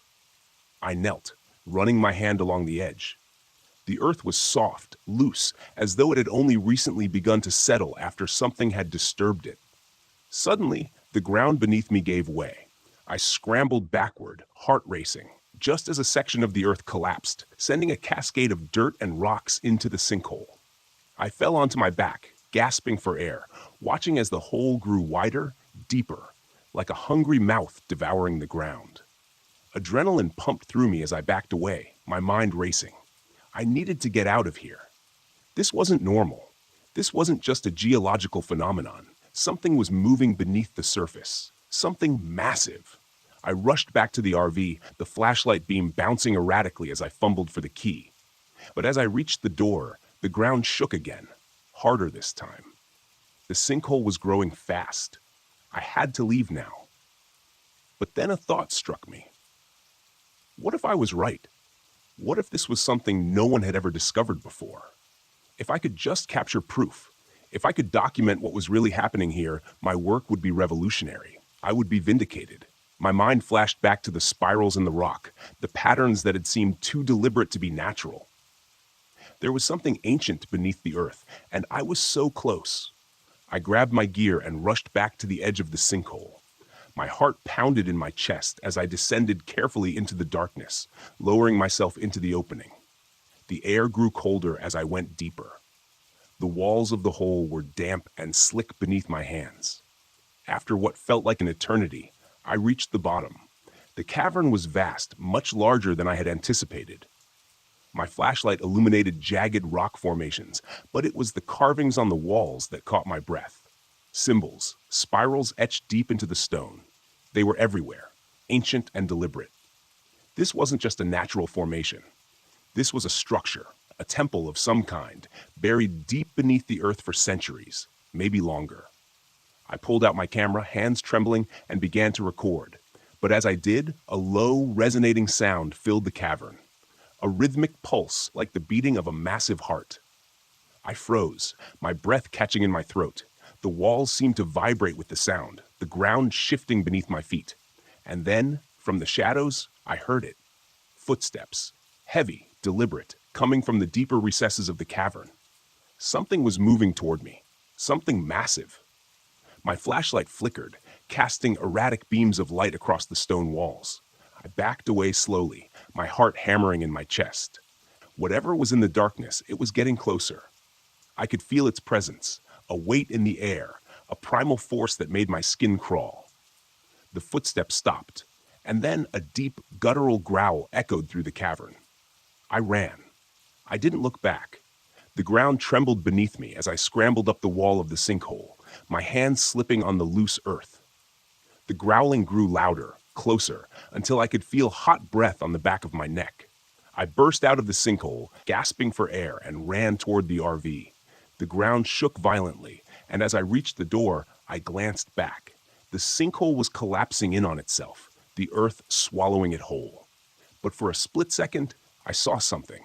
Something massive, serpentine, rising from the depths before it disappeared into the darkness. I didn't wait. I threw open the door, started the engine, and sped away, leaving Hollow Creek behind me. By the time I reached the main road, my heart had finally begun to slow. I was alive. I had made it. But the images of that cavern, those symbols, haunted my mind. I had uncovered something ancient, something that wasn't meant to be found. As I drove away, I couldn't shake the feeling that I had disturbed something that should have stayed buried. Something that was still there, waiting beneath the earth. And I knew one thing for certain. I wouldn't be going back.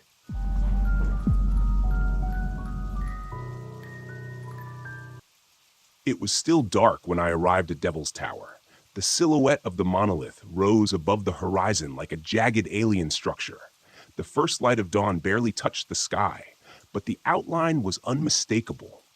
This place had always felt otherworldly, as if it didn't belong to the same earth the rest of us walked on. I parked the RV in the farthest corner of the campground, away from the few other visitors scattered throughout the park. I wanted isolation. Needed it, actually, after months of losing myself in work and failing to fix my crumbling marriage. I thought this trip might offer me some clarity. If nothing else, I had my research to keep me focused. Legends of Devil's Tower had fascinated me for years, but one in particular always stuck out: the legend of the Watcher. Native tribes in the region spoke of a spirit that guarded the tower, a being that offered ancient knowledge to those who sought it, but demanded a steep price in return. As a history professor obsessed with ancient folklore, I couldn't resist the lure of that story. I had come to Wyoming to dig deeper into those legends, hoping to uncover something, anything, that might be hiding in the shadows of the tower. I stepped out of the RV, the crisp morning air biting at my skin. The towering spires of pine trees loomed around me, creating an unsettling sense of isolation. I unpacked my gear, set up camp, and grabbed my notebook. The plan was simple: hike around the base of the tower, take some notes, and maybe, just maybe, find something that would finally make all the pieces click. As I set out toward the trail that led to the tower, I passed an older man in a park ranger uniform, grizzled with deep lines etched into his face. His eyes were sharp, though, alert in a way that made me feel like he saw more than the average person. "Morning," he said, tipping his hat. "Morning," I replied, glancing briefly at his name tag. "Tom, you here for the sights or something else?" His tone was casual, but there was an edge to it. I hesitated. "Research, mostly. I'm looking into some of the old Native American stories about the tower." He nodded slowly, his gaze flicking toward Devil's Tower. "The Watcher, huh?" I stopped. I hadn't mentioned that specific legend. He chuckled softly. "Everyone comes looking for something, but you do well to leave the Watcher alone, son. Some things don't like being disturbed." I tried to brush off his warning with a nervous laugh. "You don't really believe that, do you, Tom?" He didn't smile. "Doesn't matter what I believe. Just be careful. People who go digging too deep around here sometimes find more than they bargain for." With that, he turned and walked back toward the ranger station, leaving me standing there with a pit forming in my stomach. I told myself it was just local superstition, the kind of thing park rangers said to spook tourists. But as I turned my eyes back to the tower, the weight of his words lingered. By midday, I was deep into my hike, circling the base of the tower, taking notes on the surrounding landscape. The towering rock formation loomed overhead, casting long shadows over the forest below. I felt dwarfed by it, like a child standing at the feet of a giant. That's when I noticed the eyes. At first, I thought it was a trick of the light, a glimmer of sunlight catching on something in the trees. But then I saw them again, faint, glowing orbs between the branches. They were high up, too high to be an animal, and they followed my every movement. I stopped walking, my heart pounding. The eyes didn't blink, didn't move, just hovered there, watching. I wanted to dismiss them as some kind of wildlife, but I couldn't shake the feeling that there was something more behind them, something intelligent. Forcing myself to continue, I kept walking, occasionally glancing over my shoulder to see if the eyes were still there. They were always just far enough away to keep me wondering, but close enough that I could feel their presence.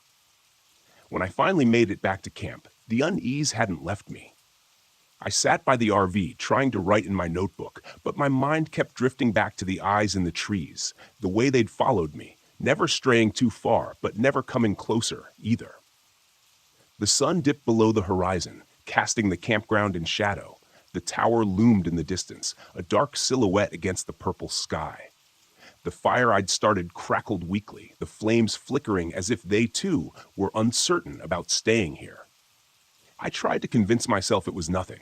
I was a rational man, after all, a professor, a skeptic. But as the night wore on, that skepticism started to feel more like denial. The wind rustled through the trees and the fire guttered low. Then, just as the last light of the day faded, I heard it, a whistle. It started softly, almost like the wind, but it was too distinct, too deliberate, a single, drawn-out note that drifted through the trees, seeming to come from everywhere and nowhere at once. I stood, scanning the darkness. The fire cast faint light around the camp. "Hello?" I called, though I wasn't sure what I expected to hear in return. The whistle came again, sharper this time, closer. I grabbed my flashlight and swung the beam into the trees. But there was nothing. No movement, just the oppressive stillness of the forest. The whistling stopped, leaving behind a silence that felt heavier than before. I sat back down, but sleep didn't come easily that night. Every creak of the RV, every rustle of the trees made me bolt upright, expecting to see those glowing eyes or hear that eerie whistle again. I told myself it was just my imagination, just nerves from being out here alone. But the uneasy feeling stuck with me, settling deep in my bones. The next day, I set out again, hoping to shake the paranoia that had settled over me. I hadn't gone far when I ran into Julie, a solo traveler I'd briefly noticed the day before. She was standing at the edge of the trail, staring up at Devil's Tower, a strange look on her face. "Beautiful, isn't it?" she said, as I approached, though her tone didn't match her words. There was something off about the way she spoke, like her mind was somewhere else entirely. "Yeah," I replied. "I've been hiking around, looking into the old legends. You know about the Watcher? She turned to me, a slow smile spreading across her face. The Watcher? You're looking for it? I nodded, uneasy. It's just research. Julie's smile widened, but it didn't reach her eyes. The Watcher doesn't like to be found. You know, it watches, but it doesn't want to be seen. I opened my mouth to respond, but the words stuck in my throat. Something about her was wrong. She seemed too calm, too knowing. The way she stared at me made my skin crawl. Before I could say anything else, she turned and walked back toward her campsite, leaving me standing there, heart pounding for reasons I couldn't explain. That night, the whistling returned, louder this time, persistent. I sat by the fire, gripping my flashlight, eyes darting between the trees. The whistle circled the campsite, moving closer then farther away, like it was testing me, toying with me. Then, just beyond the flickering light of the fire, I saw him. A figure, tall and gaunt, standing at the edge of the woods. His face was pale, hollow-eyed, and his mouth was pursed as the tuneless whistle drifted from his lips. My throat tightened. "Who are you?" I asked. The figure didn't answer. He just stood there, whistling that same eerie note. My chest tightened with a sudden surge of panic. I stumbled back toward the RV, tripping over a rock and falling to the ground. When I looked up, he was gone. I scrambled inside, locking the door behind me. The sound of my breath was too loud in the confined space. The next morning, I found footprints around the campsite. Small indentations in the dirt, leading in circles around the fire. They hadn't been there before. On the final night, I couldn't take it anymore. The dreams of Devil's Tower had become unbearable, nightmares of the stone pulsing, breathing like a living thing. I dreamt of eyes, hundreds of them, watching me from the shadows, always watching. I had to go to the tower. I had to see it up close. I grabbed my gear and set out under the cover of darkness, the whistle guiding me, pulling me toward the monolith. The trees seemed to close in around me as I walked, their branches reaching out like skeletal fingers. The stars above twisted and shifted, unfamiliar constellations blinking in and out of existence. As I neared the base of the tower, I saw her again. Julie, standing at the foot of the rock, her face pale and her smile too wide. "The Watcher is waiting," she whispered. "It's always been waiting." The whistle grew louder, piercing through my thoughts, driving me forward. I reached the tower, my hands trembling as I touched the cold stone. And then, out of the shadows, the Watcher appeared. It was a massive shadowy figure, its body indistinguishable from the darkness, but its eyes, glowing, burning orbs that stared into me, through me. It didn't speak with words, but its presence filled my mind, offering me ancient knowledge, secrets of the tower, of the universe, of myself. But the price. I could feel it gnawing at the edges of my sanity. The more I listened, the more I realized that accepting its offer would mean losing everything. My mind, my soul, everything that made me, me.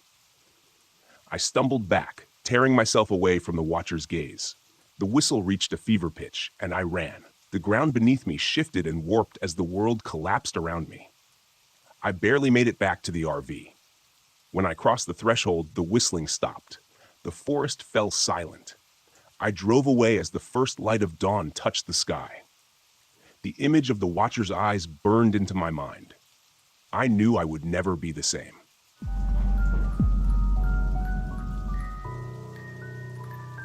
I stared at them, my breath catching in my throat. They looked like the handprints of a child, no more than a few inches across, and they were slowly, gradually melting away in the cold. A prickling sensation crawled up the back of my neck. I turned to look at the lights, now hovering at the edge of the forest. Close enough that I could make out their eerie bluish glow. They flickered in the trees, moving in slow, lazy circles, as if they were watching me, waiting for me. The rational part of my mind screamed that it was impossible. There was no way the lights could have traveled that fast. No way they could be this close. I'd seen videos, read reports. They were always distant, spectral, unreachable. But now they felt personal, as if they were beckoning me. I swallowed, my throat tight. Without thinking, I took a step forward. The cold deepened, pressing in on me from all sides. The frost crept up the sides of the RV, spreading like delicate veins. The temperature continued to drop. My breath came out in ragged gasps, and my vision blurred. The lights drifted deeper into the trees, flickering and glowing, moving in a pattern that felt deliberate, like they wanted me to follow. And I did. I grabbed my flashlight, my hands trembling as I made my way toward the forest's edge. The beam of light was weak, barely cutting through the dark. I kept my eyes on the lights, feeling a strange pull in my chest, like something was urging me forward. As I entered the trees, the world grew darker. The lights danced just out of reach, always a few steps ahead of me, their glow casting an ethereal light on the twisted branches. The forest felt wrong, too quiet, too still. I checked my watch. 2 hours had passed. I hadn't even noticed. My legs ached, and I realized with a sinking feeling that I had no idea how far I'd wandered. The lights flickered again, brightening as they circled a large boulder ahead, and then they stopped, hovering there, motionless. I took a step closer, and that's when the hallucinations began. Shapes, faint figures moving in the trees, shadows stretching unnaturally long. And there, between the branches, I saw faces. Pale, expressionless faces staring at me with hollow eyes. I blinked, and they were gone. Panic set in. I turned to leave, but the forest had shifted. The path I'd taken was no longer clear. Everything looked the same trees, the same twisting branches. The lights pulsed behind me, glowing brighter as if taunting me. I ran. My breath came in short, sharp bursts. My heart raced in my chest as I stumbled through the underbrush, trying to find my way back to the campsite. The lights flickered at the corners of my vision, but I ignored them. Then I heard it. Footsteps. Light, quick footsteps crunching through the frost behind me. I didn't dare look back. I ran faster, my flashlight flickering and dying in my hand. I broke through the tree line, gasping for air, and saw the RV ahead, a welcome sight. But the air around it was colder than ever. The frost was so thick on the windows that it looked like snow. And there, pressed against the glass, were more handprints, dozens of them. I scrambled inside, locking the door behind me, and collapsed on the floor, panting. My entire body trembled with cold and fear. The lights were still out there. I could see them through the frosted windows, flickering in the trees, growing fainter as the night wore on. I didn't sleep. I couldn't. By dawn, they were gone. The temperature returned to normal and the frost melted away, but I didn't feel safe. Not anymore. I packed up the RV and drove out of Pisgah National Forest, my hands still shaking on the steering wheel.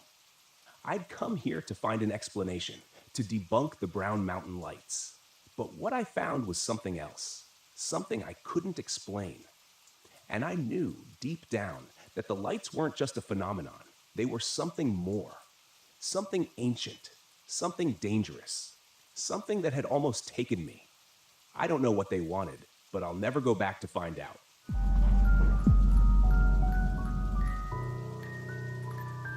It had been 4 months since the divorce was finalized, and I was still trying to wrap my head around it. The life I had imagined, the woman I thought I would grow old with, it was all gone. That's why I decided to take the RV out to Mount Hood National Forest for a long weekend. I needed to get away from everything. No people, no reminders, just me and nature. My therapist said it would be good for me to clear my head and reconnect with something that didn't remind me of failure. Honestly, I didn't know if it would work, but I had to try something. If I stayed home, I would have just drowned myself in the silence of my empty apartment. This trip, I told myself, would be different. I could handle the quiet out here. I arrived in the late afternoon, pulling the RV into a spot near Timothy Lake. It was a beautiful area. Tall Douglas firs surrounded the lake like silent sentinels, the water reflecting the sky like a mirror. There were no other campers nearby, which was exactly what I wanted. Solitude. I parked, shut off the engine, and took a deep breath. The air was cool, crisp, with that faint scent of pine needles. Perfect. For a moment, I thought I could finally breathe again. After setting up a small campfire, I sat back in my foldable chair, staring at the fading light over the mountains. The only sound was the crackle of the fire and the occasional rustle of leaves in the breeze. Peace. That's what I needed. But as the sun dipped lower, the quiet became overwhelming. There was no wind now, no rustling, No animal sounds. Just me, sitting in a bubble of silence. I checked my watch. It was just after 6 p.m. That's when I noticed it. It was too quiet. The forest around me, which should have been alive with the sounds of birds and insects, was dead silent. At first, I figured it was just a lull, but as the minutes dragged on, the silence pressed down on me like a weight.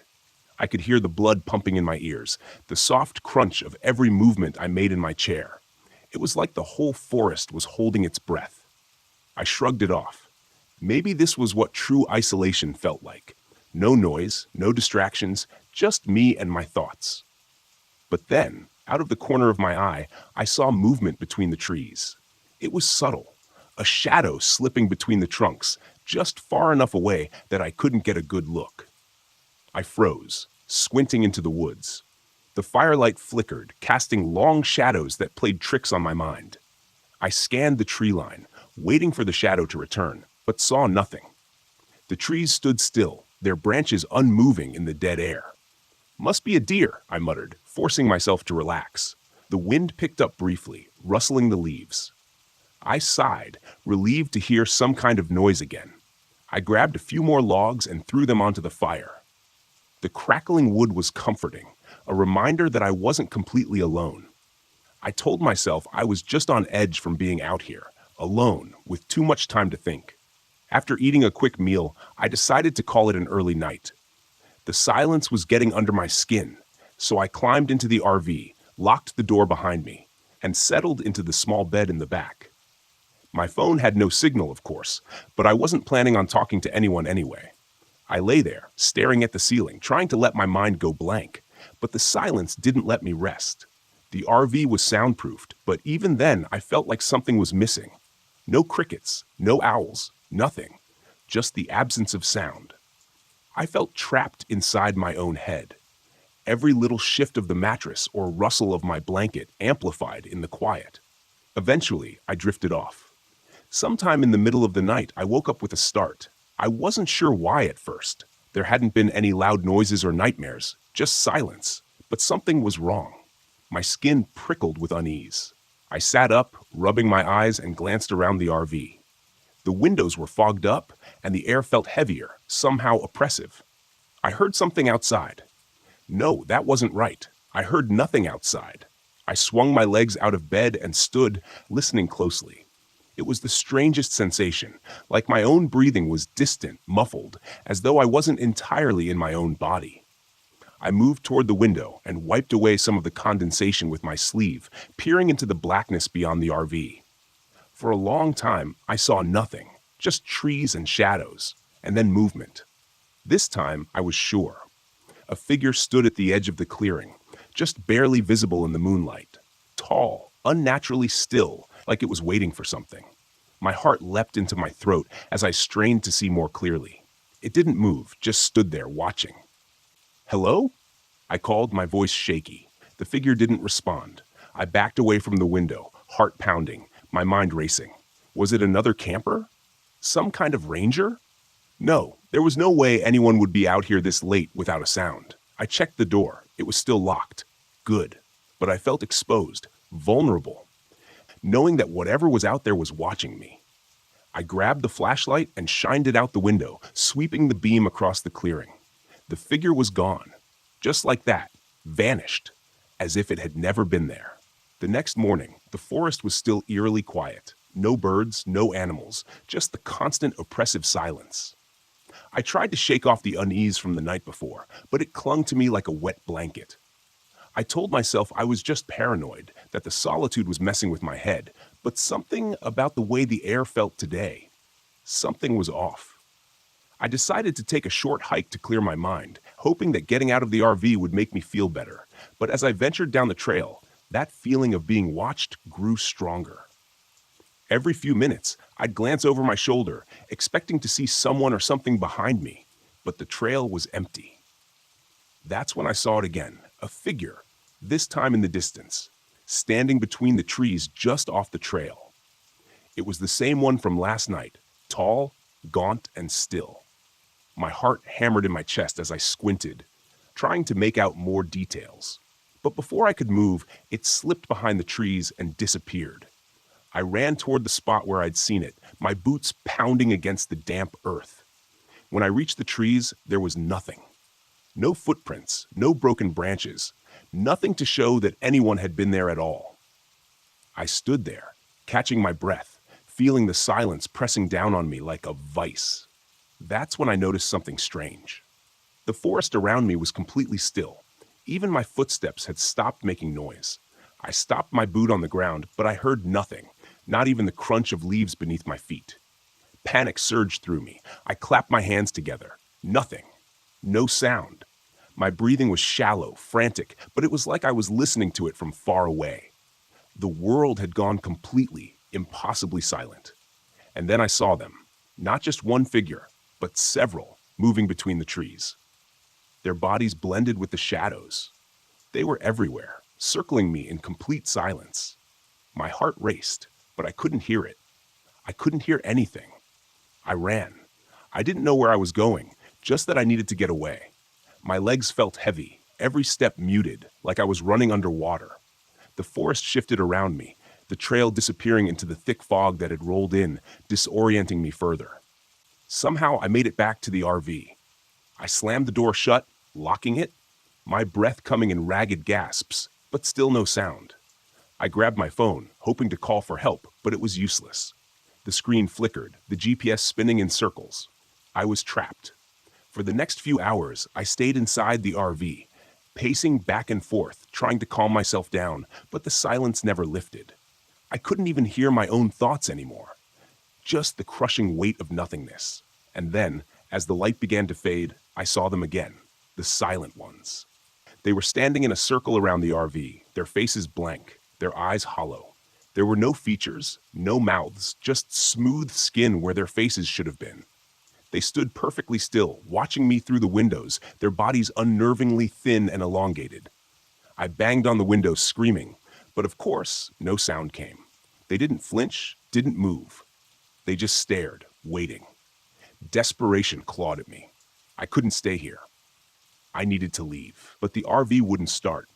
Every time I tried, the engine sputtered and died, as if something was draining the life out of it. I grabbed a flashlight and opened the door, stepping outside. The silent ones didn't move, didn't react. But as I walked toward them, the air grew colder, the silence even more oppressive. My footsteps made no sound. My breathing was barely there. I felt a hand on my shoulder and spun around, expecting to see one of them behind me. But there was nothing, just the fog swirling around me and the figures waiting in the distance. In that moment, I realized what they wanted. They weren't going to kill me. No, that would be too simple. They wanted me to join them, to become one of them. The silence wasn't just the absence of sound, it was a part of them, and it was seeping into me, stealing my voice, my thoughts, my very sense of self. And if I stayed here much longer, I knew I would lose everything. I don't remember how I made it out. The next thing I knew, I was driving far away from the campsite, from the silent ones. The sound of the engine, the tires on the road, it was all faint, like I was still caught in their grip. But at least there was something, a reminder that I hadn't completely disappeared into that silence. It's been weeks since I got back, but I can still feel it. The quiet follows me, lingers in the corners of my apartment. Sometimes, when I'm lying in bed at night, I can feel their eyes on me, watching, waiting. And I know that one day, they'll come for me again. This time, I won't be able to run.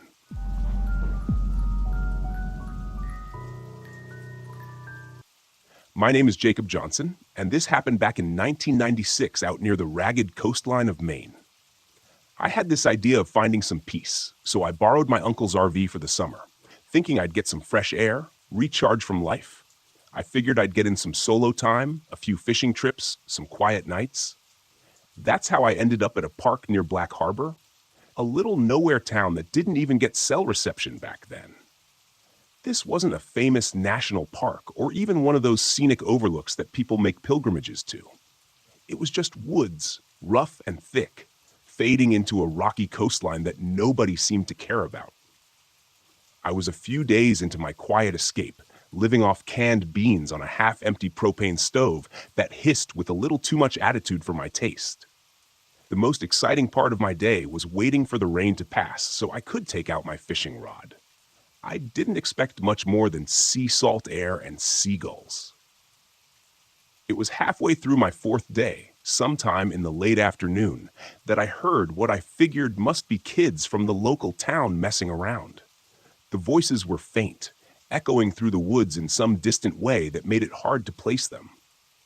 I thought about walking down to see what was going on, maybe throwing a rock or two to scare them off if they got too close, but I didn't think much of it. By evening, though, something had shifted.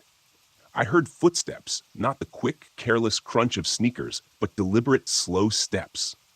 I was in the RV, scratching down a grocery list of things I'd need on my next trip back to town when I caught the sound. It was steady, creeping up around the corner of the RV. It hit me that I hadn't seen another soul out here since I'd arrived, and that didn't sit right. I mean, who comes out to this kind of place aside from someone with a taste for quiet or trouble? I kept still, waiting for the person to pass or show themselves, but there was only the slow, shuffling drag of footsteps. I tried to listen for the sound of multiple feet or voices, but it was dead silent except for that single shuffle.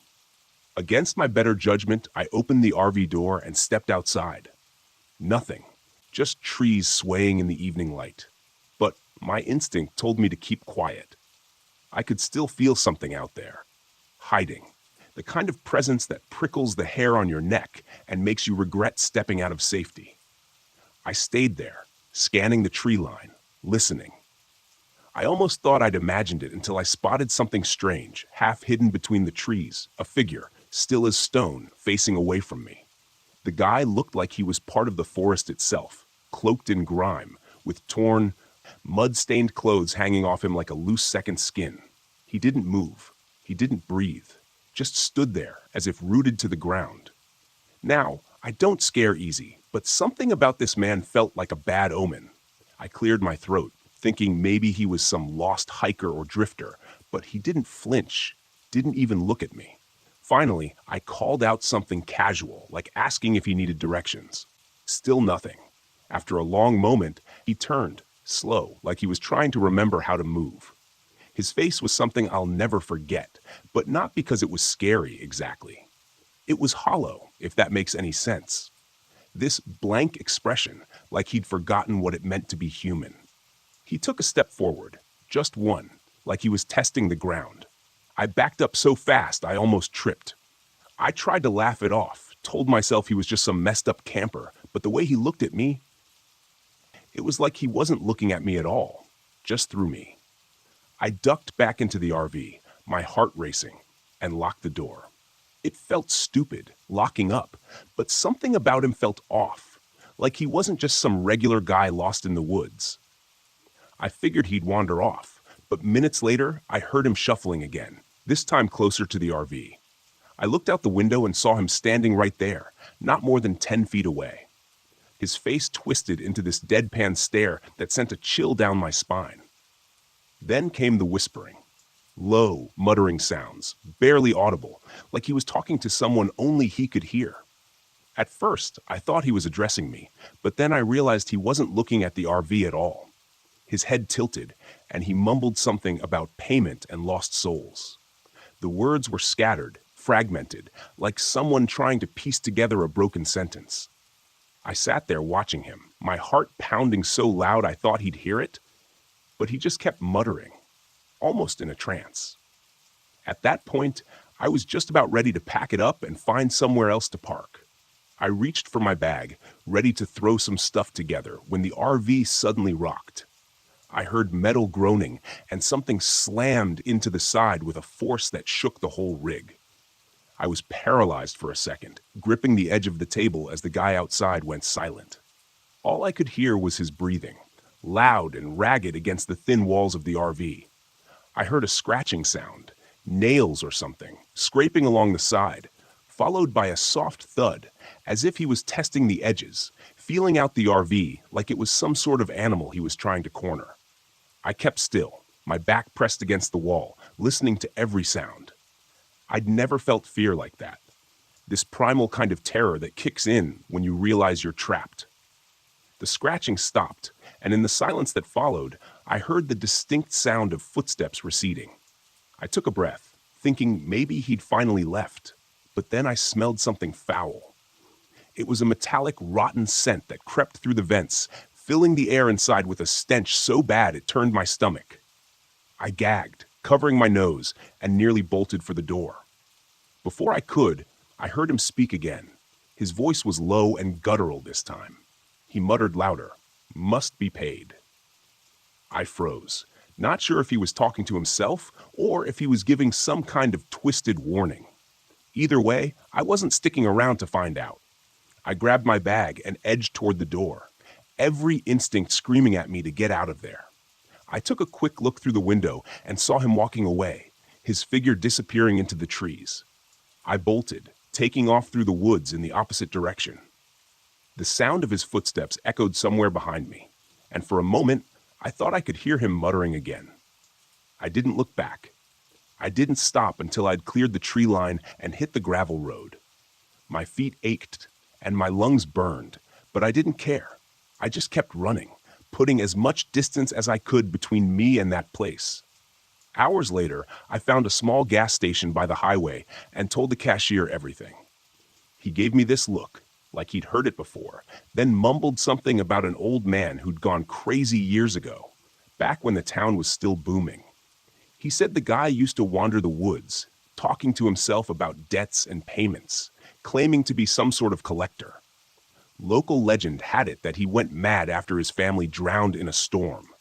The story was that he'd gone feral, taking to the woods, driven by some twisted sense of revenge or justice. I don't know if I believe in all that. All I know is that I saw him, heard him, and every time I think of that muttering, debt must be paid, I feel a chill that doesn't fade. I don't know who he thought I was or what debt he imagined I owed, but I'll tell you one thing. I'm never setting foot near Black Harbor again. Some debts you just don't pay.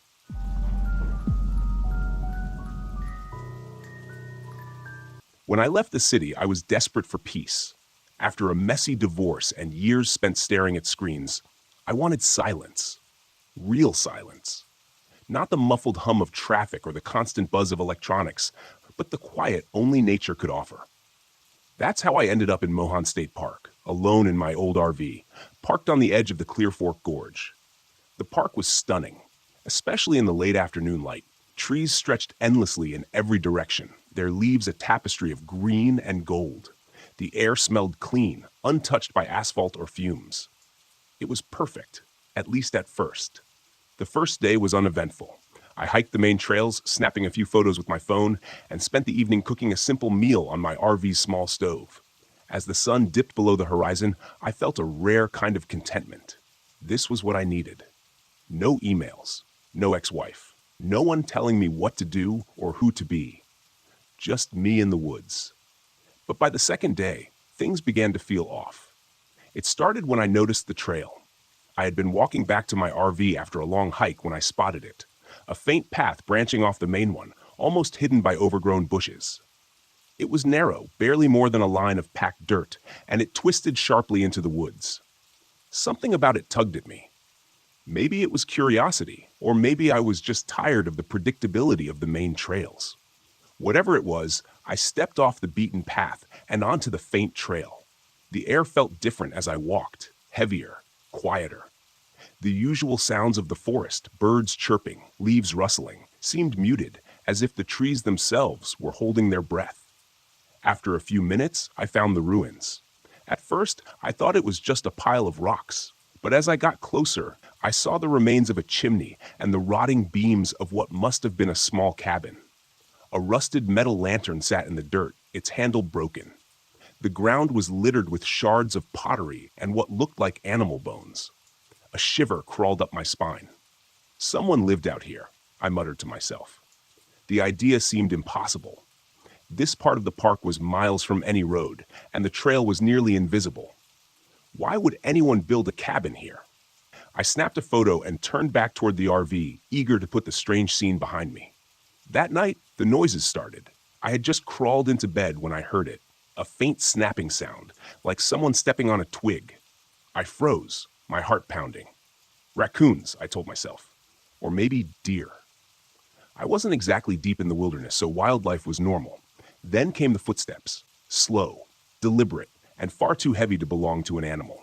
They circled the RV, crunching the dry leaves and stopping occasionally, as if whoever or whatever was out there was listening. I grabbed my flashlight and swung open the door, shining the beam into the trees. "Hello?" I called, trying to sound more confident than I felt. "Is someone out there?" The forest stared back at me, silent and empty. After a few minutes, I retreated inside, locking the door and double-checking the windows. Eventually, the footsteps faded, and I convinced myself it was just a hiker passing through. Nothing to worry about. The next morning, I stopped by the visitor center to report the strange noises. Leah, the park guide on duty, greeted me with a friendly smile, but it faltered when I described what I'd heard. "You were near the old trapper's cabin, weren't you?" she asked, her voice low. I blinked. "Trapper's cabin?" she nodded. "It's an old story. Back in the early 1900s, a man built a cabin deep in the woods, far from anyone else. They say he was reclusive, didn't trust people. One day, he just vanished. No one knows what happened, but some locals think his ghost still wanders the forest." I couldn't help but laugh. "Ghosts? Come on." Leah shrugged. "Believe what you want, but I'd stay away from that area if I were you. People say the forest gets strange near the cabin." I left the visitor center feeling annoyed. Ghost stories were fine for campfire entertainment, but I wasn't about to let a local legend ruin my weekend. That night, the disturbances grew worse. I was halfway through dinner when the lights in the RV flickered and went out. I swore under my breath, grabbing a flashlight to check the breaker. As I fumbled with the panel, I heard the footsteps again. Closer this time, circling the RV like a predator sizing up its prey. The flashlight beam caught something on the ground. Footprints. Human footprints. Large and deep, as if whoever made them was heavy. My breath caught in my throat. "Okay," I muttered, trying to steady myself. "Someone's messing with me." Grabbing my hiking boots, I stepped outside, determined to confront whoever was out there. But the second I stepped into the clearing, the forest fell silent. No footsteps, no rustling leaves, just an oppressive stillness that pressed against my ears. That's when I saw the first figure. It was pale and thin, barely more than a shadow against the trees. It stood perfectly still, its face obscured by darkness. Then it moved, not toward me, but away, disappearing into the woods without a sound. I didn't follow. Instead, I locked myself in the RV, sat by the window, gripping a kitchen knife, and watched the forest until dawn. By the time the sun rose, I'd made up my mind. I had to go back to the cabin. I needed answers. The trail felt even more oppressive in the daylight. The air was thick, and the silence was absolute. When I reached the clearing, I saw something I hadn't noticed before. A small, rusted knife lying in the dirt. Next to it was a notebook, its cover warped with age. I picked it up carefully, flipping through the yellowed pages. Most of the writing was illegible, but a few sentences stood out, scrawled in jagged letters. "It watches from the trees. Don't disturb the woods. The forest is alive." A chill ran down my spine.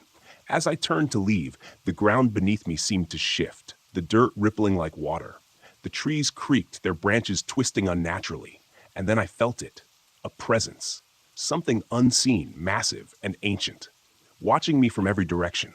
I ran. The RV was my only sanctuary, but even there I wasn't safe. The lights flickered. The floor trembled. The air grew thick with the stench of damp earth. Through the window, I saw the pale figure again, joined by others. Shadows slipping between the trees, their eyes glowing faintly in the dim light. The ground beneath the RV began to groan, roots writhing like snakes. I turned the key in the ignition, praying the engine would start. It roared to life. I slammed my foot on the gas. As the RV lurched forward, the figures began to move, their blank faces turning toward me. The roots clawed at the tires, but the momentum was enough to break free. I didn't stop until I was miles away, the forest shrinking in my rearview mirror. I never went back to Mohan State Park. Whatever was in those woods, it didn't want me there. and I was more than happy to stay away. But sometimes, late at night, I dream of the forest. I hear footsteps outside my window, and I swear I can feel its eyes on me. The forest doesn't forget, and neither do I.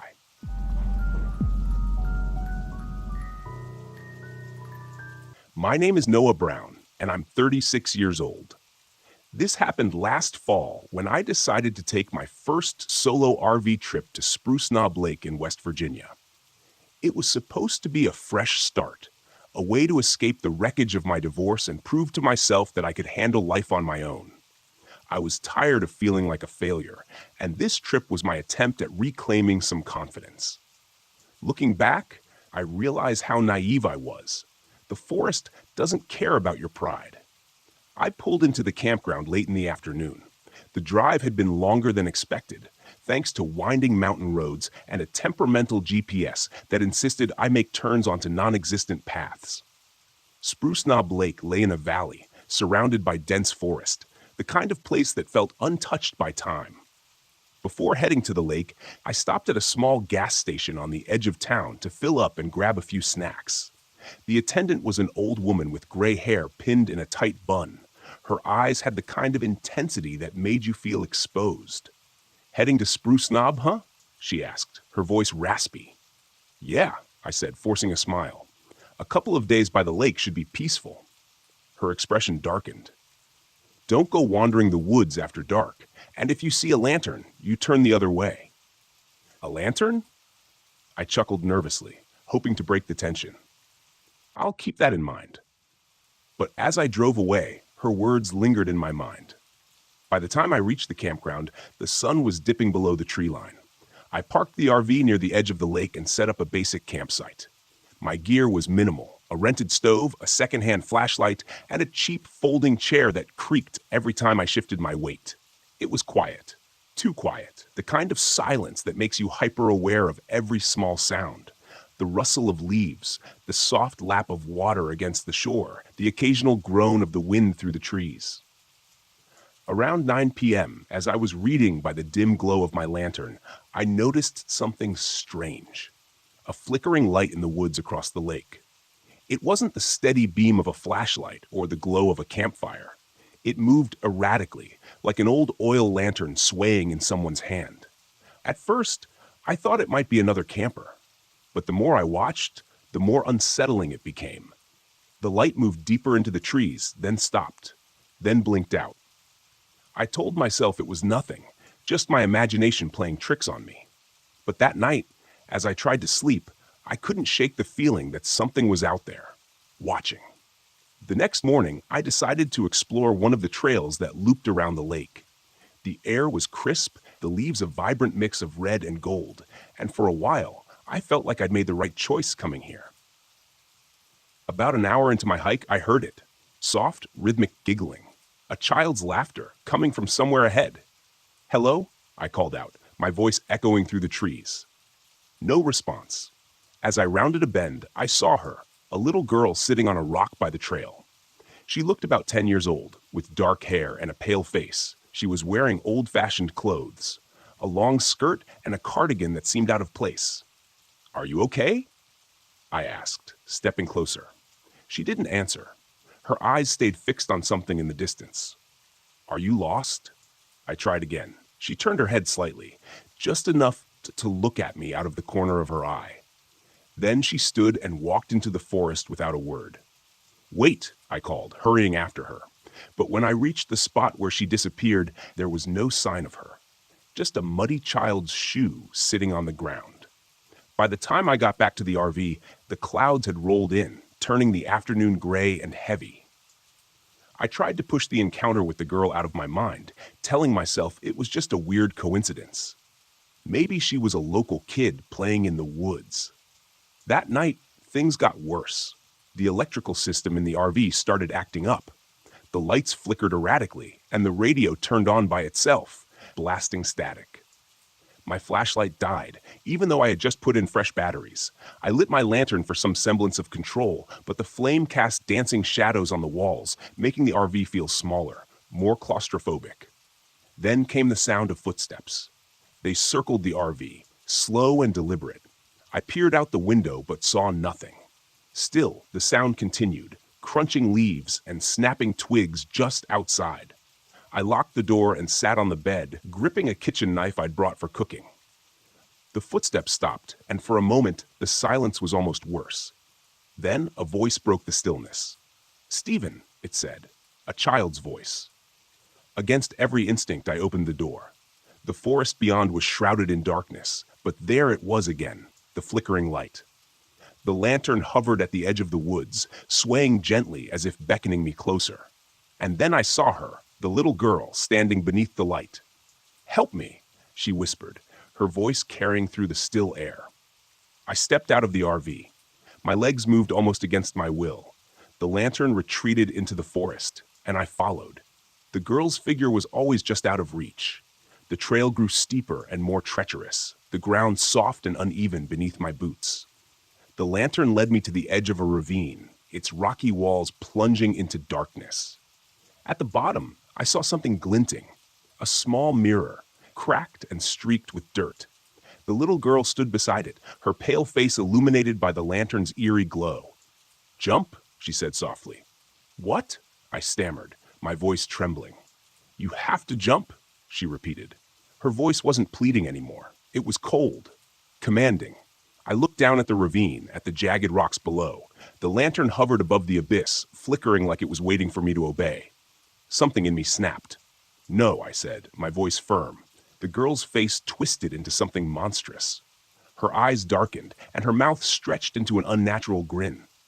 "You don't get to choose," she hissed, her voice no longer human. I reached into my bag and pulled out my journal, the one thing I'd brought to document my journey to rediscover myself. Without hesitation, I hurled it into the ravine. The lantern flared violently, its light pulsing like a heartbeat. The girl screamed, a sound that seemed to tear through the fabric of the night, and then she and the lantern vanished. I stumbled back to the RV, my body trembling with exhaustion and fear. The electrical system was working again, the lights steady, the radio silent. I packed up and left before the sun rose, driving until I was miles away from Spruce Knob Lake. A week later, I found something waiting for me in my apartment. Sitting on the kitchen counter was an old oil lantern, its glass cracked and filled with ash. When I picked it up, I heard it, soft, rhythmic giggling, echoing from somewhere deep inside. I haven't camped since. The wilderness isn't always what it seems. Sometimes it's better to stay lost in the chaos of the city than risk finding what waits in the silence of the woods.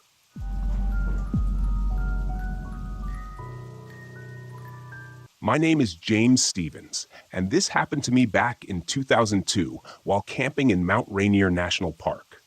I'd borrowed my cousin's RV for the first time. He said I was due for some real scenery therapy, as he called it, away from the stress and noise of the city. I had just wrapped up a divorce, and my mind was cluttered. Nature felt like a good reset button. I set up at Cougar Rock Campground, a secluded part of the park with tall pines and a stream that burbled quietly just out of sight. Peaceful, until the silence starts creeping up on you. The kind of silence that makes every sound, like a twig snapping or water trickling, seem 10 times louder. I parked the RV near the forest's edge, half a mile from the nearest camper, figuring the solitude would be good for me. Less human interaction, more time staring at clouds and mountains. Around mid-afternoon, I met another camper. His name was Russell, an older guy with a scraggly beard and a perpetual frown. He told me he'd been camping there for years, always alone.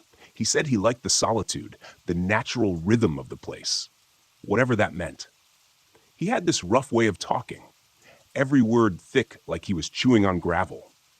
Friendly enough, though, and I thought it was kind of nice to have a fellow loner around. We talked a bit about the area, and then he mentioned something about strange folks drifting into the park lately. People who didn't seem to belong, as he put it. I shrugged it off, but I did notice that Russell's campsite was a mess, with empty cans and old camping gear scattered around like he'd set up for the long haul. I got this off feeling, like he wasn't there just for the peace and quiet, but I brushed it off. He was just another stranger in the woods. No more, no less. By sundown, I was back at my RV, thinking a quick dinner of instant noodles would do just fine. I cranked up the little camping stove, ate in silence, then decided to go for a short walk by the water, flashlight in hand. The stream was a faint line of silver under the moonlight, but everything else had fallen into darkness. I'd taken just a few steps when I saw someone else on the trail. Not Russell. This guy was tall, with wild hair, clothes that were patched and frayed, and a scar that ran from his left cheek down to his neck. I gave him a nod, the casual, keep your distance nod people give in the wilderness. He didn't respond, just stared back, his eyes lingering a bit too long. I kept walking, but I could feel his gaze following me. It was like the guy was sizing me up. Back at my RV, I locked the door and made sure the windows were secure. I had just settled in to get some sleep when I heard footsteps. Light ones at first, like someone trying not to be heard. I thought maybe it was Russell. Maybe he'd had a bit too much of whatever he was drinking by the fire earlier. So I ignored it. But then the footsteps grew louder, then stopped, right by the side of the RV. A minute later, there was a light knock on the door. I froze, listening, my mind racing through who it could be. No one else was around. Not this late. I ignored it, hoping whoever it was would take the hint. But then came another knock, louder this time. I crept up to the small window by the door and peered out, just enough to catch a glimpse. It was the scarred man from earlier. He was standing there, his head tilted, a sick smile stretching his mouth like he'd found exactly what he was looking for. I forced myself to breathe slowly, to keep calm. I hadn't brought a gun, something I was seriously regretting at this point. But the guy hadn't seen me yet. Maybe he'd just leave if I stayed quiet. Then, in a voice just loud enough to cut through the walls, he said, "Hey, Brandon, I know you're in there." The blood drained from my face. How the hell did he know my name? I didn't remember mentioning it to anyone except Russell, and even then, it was in passing. My mind scrambled through every option. Stay silent? Open the door and try to talk him down? Grab something heavy and defend myself? I reached for a frying pan, the heaviest thing within arm's reach. Not exactly a weapon, but better than nothing. I crept toward the door, thinking maybe I could give him a hard enough swing to make him rethink his plans. But just as I was about to take a breath and steady myself, the guy pounded on the door. Hard. Enough force to shake the whole RV.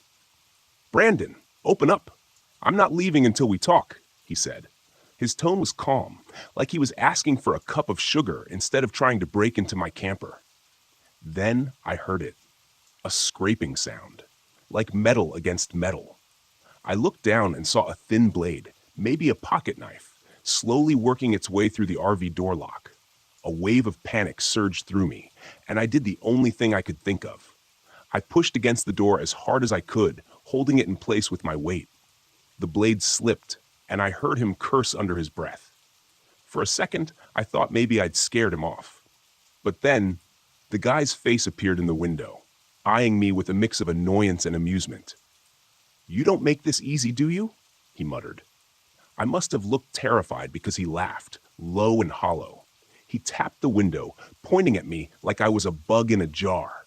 That's when I caught the movement behind him. A dark figure moving out of the tree line. Slowly, deliberately. Russell, he must have heard the noise and come over to check things out.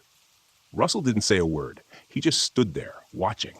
For a second, I thought he was going to help me, that he'd scare this guy off. But he didn't. He just watched. His face expressionless, as the guy kept trying to force his way in. I pounded on the window, yelling for Russell to help, to do something, but he stood there, unmoved. And then I realized, Russell was in on it. Suddenly, I was a trapped animal.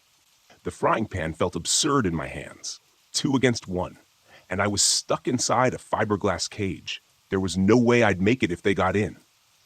My only shot was to run. I dropped the pan, shoved open the emergency hatch in the roof, and scrambled up. The cold air bit against my face. I heard them both cursing below as I climbed, stumbling over myself in the darkness.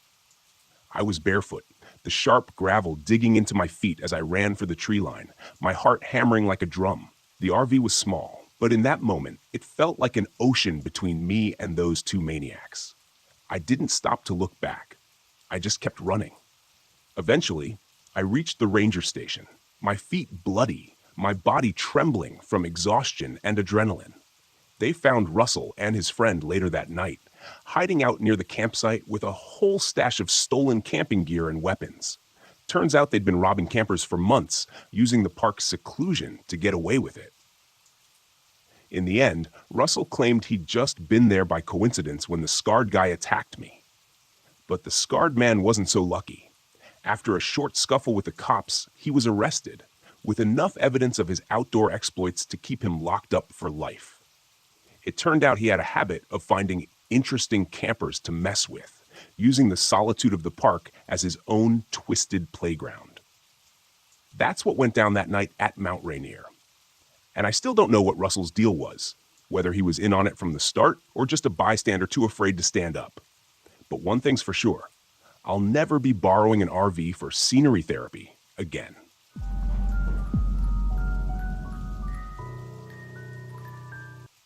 The fog was thicker than I'd expected. I pulled my RV into a secluded clearing in Pisgah National Forest and stepped out into the damp air, the smell of wet earth heavy in my nose. Everything was muffled, as if the forest were holding its breath. The trees were shrouded in mist, their trunks fading into the gloom, and the trail I'd heard so much about was hidden somewhere out there, waiting for me. I'd come here to find something unique. My vlog had been stagnating, and I needed a fresh angle. A fellow hiker had mentioned an unmarked trail, a path that didn't appear on any maps. One locals swore disappeared and reappeared as if it had a life of its own. Perfect. If I could document it, film the mystery, my audience would eat it up. I grabbed my camera, set it up, and filmed a quick introduction. Hey everyone, it's Nate here, and I'm in the middle of the misty Pisgah National Forest, about to track down the infamous Vanishing Trail. Legend says this path comes and goes, and people who wander too far down it don't come back. Let's see if that's true. I packed up my gear and set off into the fog.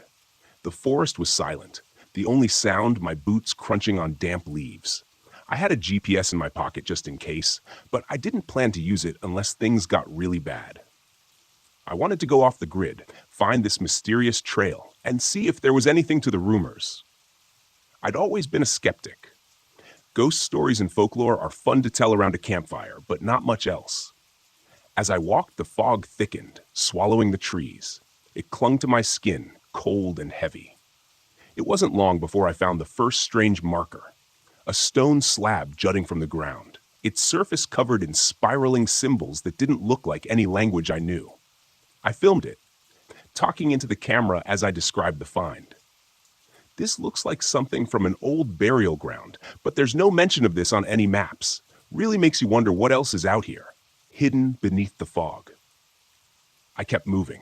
The trees closed in tighter, and the trail became fainter, more overgrown. Soon, it was little more than a game trail, barely wide enough to follow. I pushed forward, keeping the camera rolling, but after another hour of hiking, the trail simply disappeared. One moment there had been a clear path, now it was gone, swallowed by the forest. I checked my GPS, but the signal flickered weakly. The screen showed I was in the middle of nowhere. No path, no landmarks, just a blank screen with a blinking dot. Me. Alone. In the fog. Okay, I muttered. You've dealt with worse. I turned back the way I'd come, but the forest looked different now. The trees seemed closer together, the undergrowth denser. The fog was disorienting, and I had to rely on instinct to retrace my steps. The GPS was useless. I kept walking, scanning the ground for signs of the trail, but there was nothing. I was starting to feel uneasy. That's when I heard it. Footsteps. Not mine. I froze. The sound came from deeper in the forest. Slow, deliberate footsteps crunching on the leaves. I turned, scanning the fog, but there was nothing, just the swirling mist. Then, out of the gloom, a figure emerged.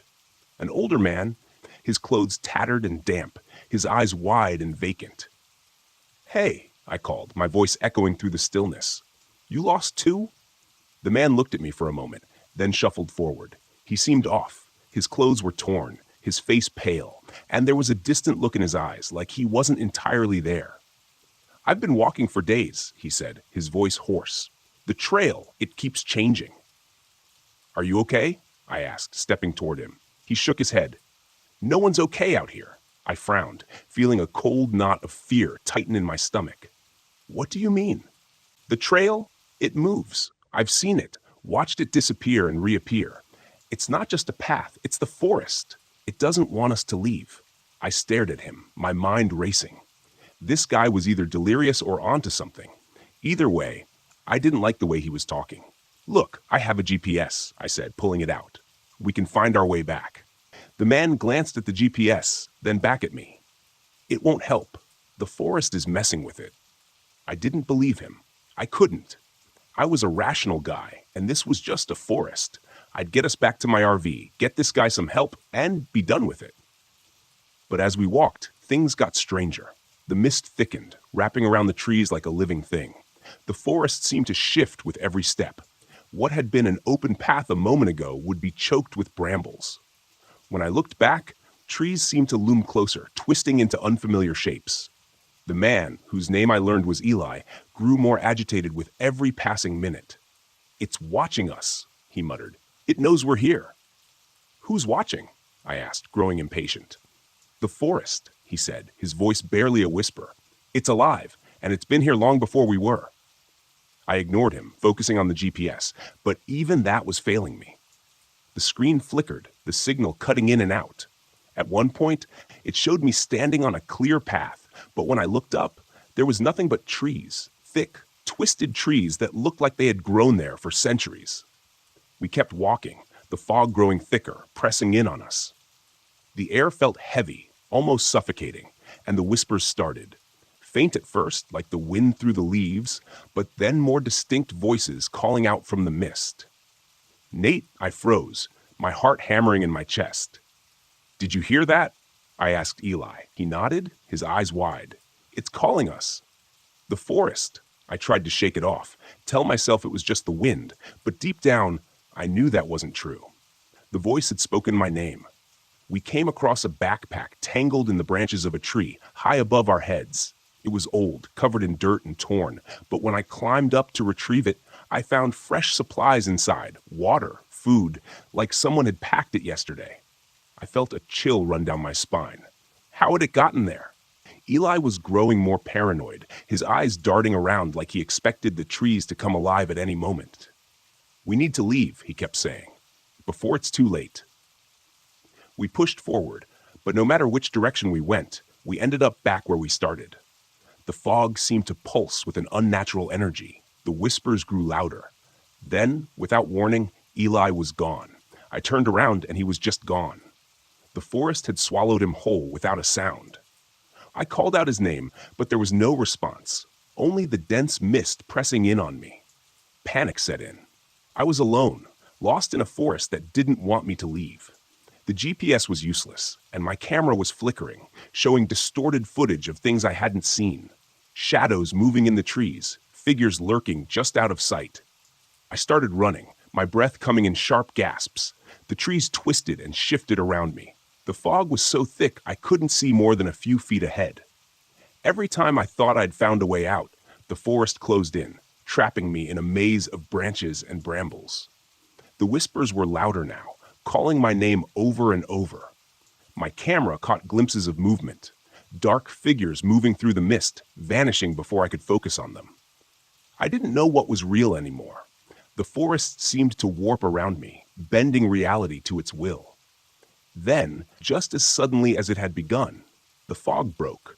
I stumbled out of the trees and found myself back at my RV. The mist lingered at the edge of the forest, but it didn't follow. I didn't wait. I grabbed my keys, threw my gear into the RV, and drove, my hands shaking on the wheel. I didn't stop until I was miles away, the forest a distant memory in the rearview mirror. Back home, I reviewed the footage. I expected to see the horror I'd witnessed, the proof of the vanishing trail and the strange, shifting forest. But the videos showed nothing. The trail looked normal. The mist wasn't as thick, and Eli wasn't in the footage at all. It was like he'd never existed. I tried to tell myself it had been a bad trip, that my mind had played tricks on me. But deep down, I knew the truth. The forest had let me leave, but it hadn't forgotten me. And I had a feeling it was waiting somewhere in the mist for me to return.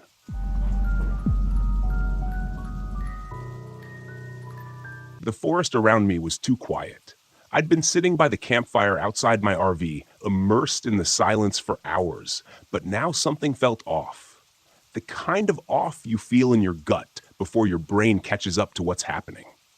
No wind, no rustling in the leaves, just dead stillness. That was the first thing I noticed when I pulled up to this remote campsite deep in Mount Hood National Forest. A place like this should have been full of life. Birds, insects, something. But the only sound was the crackle of the fire and the distant hum of the radio I'd brought along. I needed quiet after everything that had happened over the past year. I wasn't looking for distractions, just isolation. After my wife's death, nothing made sense anymore. People kept telling me I needed to move on, but the noise of life, the sympathy, the well-meaning advice, the friends who didn't know what to say, became unbearable. So I packed up and hit the road, hoping the wilderness would give me space to think, or maybe stop thinking altogether. I thought the forest would help. It had, until now. The radio's static broke the silence, a sudden burst of garbled noise that made me jump. I turned my head toward the RV, where the old ham radio sat inside. I hadn't even touched the thing in hours. It was an antique I'd brought along to mess around with in my downtime, but the signal had been dead all day. No stations, no chatter, nothing. Until now. I stood up from the fire, walked over to the RV, and ducked inside to check the radio. The static was louder, more insistent, like it was trying to form words but couldn't quite get there. I twisted the dials, searching for a clearer signal, but all I got was more white noise. Then, through the crackling, I heard it. A voice, faint and garbled, speaking numbers, 1, 3, 7, 8, 9. The numbers repeated over and over, mechanical and cold, like a voice from an old number station. It didn't make sense. I was miles from anywhere, and this was supposed to be a dead zone. No signal, no interference. The voice paused for a moment, then the numbers started again. 1, 3, 7. It sent a chill through me, but I told myself it was just some rogue signal bouncing off the atmosphere. Maybe a military transmission. There were logical explanations for this kind of thing. I was sure of it. But the way the numbers repeated over and over felt wrong. Like the message wasn't for just anyone, it was for me. I shut the radio off. My fingers were trembling slightly. I wasn't here for this. I needed quiet, not some weird radio signal rattling around in my head. The next day, I tried to forget about the radio. I spent the morning hiking through the woods. The towering pines loomed overhead like silent giants. The air was cool and damp, the sky just a sliver of gray through the dense canopy. But something gnawed at me, a faint buzzing at the back of my mind. No birds, no animals, just silence. When I returned to the campsite, the radio was on again, static blaring from the speakers. I hadn't touched it. I stepped inside the RV, staring at the radio like it might come to life. The static was louder now, more intense. I could feel it in my bones, like the vibration from a low hum in the ground. And beneath the static, the numbers were back. 1, 3, 7, 8. I slammed my hand down on the off switch, killing the sound. My pulse was racing, my mind scrambling for an explanation. It had to be a glitch, something with the wiring, maybe a stray electrical signal. I'd worked with enough technology over the years to know that things sometimes did strange things when you weren't looking. But the numbers, the way they were so clear, so deliberate, I shook it off and stepped back outside, trying to push the growing unease away. That's when I noticed the man standing at the edge of my campsite. I hadn't heard him approach. He was just there, tall, scruffy, wearing a weathered jacket and a backpack slung over one shoulder. He looked like a camper, but there was something about the way he stood, stiff and tense, like he was waiting for something to happen. "Hey!" I called out, trying to keep my voice steady. "You lost?" The man looked at me, his face tight with anxiety. "I heard it too," he said. I froze, my heart skipping a beat. "Heard what?" "The signal, the numbers," he said, glancing toward the RV. "I've been picking it up on my own radio. It's not normal." My mouth went dry. "You've heard it too?" The man nodded. "I'm Ben," he said, stepping closer, his voice low. "I was camping a few miles down the road. I've been getting static, voices, weird electrical interference. My GPS stopped working. My cell phone drained to zero in minutes." I swallowed hard, my mind racing. "What do you think it is?" Ben shook his head, his eyes darting toward the trees. "I don't know, but it's not natural. The way the signal moves, it's like it's getting closer." I didn't know how to respond to that. I was a man of logic, of science. Signals were signals. Glitches were glitches. But there was something about the way Ben spoke, the fear in his eyes, that made my skin crawl. That night, the radio came to life again. I tried to ignore it, tried to focus on the campfire and the peaceful silence of the woods, but the static was louder than before. The numbers were clearer, more insistent. 1, 3, 7, 8. Ben was sitting across from me, his hands wrapped around a cup of coffee. His eyes constantly scanned the dark forest around us. He hadn't relaxed since he showed up, and I couldn't blame him. There was something wrong here, something I couldn't explain. "You think it's some kind of broadcast?" I asked, more to fill the silence than anything. Ben shook his head. "I don't think it's a broadcast at all." "What do you mean?" He hesitated, then leaned closer, lowering his voice. "I think it's a warning, or a signal from something out there." I stared at him, trying to process what he was saying. A warning from what? Before I could ask, the static on the radio cut out for a moment. There was only silence, the kind of silence that presses down on you, that makes your skin prickle with anticipation. Then a sound, a soft rhythmic clicking, like something metallic tapping against wood. I grabbed my flashlight and pointed it toward the trees, but the beam only revealed darkness. The clicking grew louder, echoing through the forest. And then, through the radio, a voice crackled to life. "We see you." My blood ran cold. Ben's eyes widened, his face pale. "What the hell was that?" I whispered, my voice barely audible over the pounding of my heart. The voice repeated, distorted and mechanical, "We see you." I stood up, the flashlight shaking in my hand. The clicking sound was closer now, coming from all around us, moving through the trees. The forest seemed to pulse with energy, the air growing thick and heavy, like the atmosphere itself was alive. "I think we should leave," Ben said, his voice tight with fear. For once, I agreed. The next morning, I found Ben's tent abandoned. His gear was scattered around the clearing, but there was no sign of him, no footprints, no note. Just the cold, empty forest and the low hum of static that had settled into the air like a living thing. I tried to follow his tracks, but they vanished in the thick underbrush. It was like he'd walked into the trees and disappeared. The GPS on my phone was useless, spinning me in circles.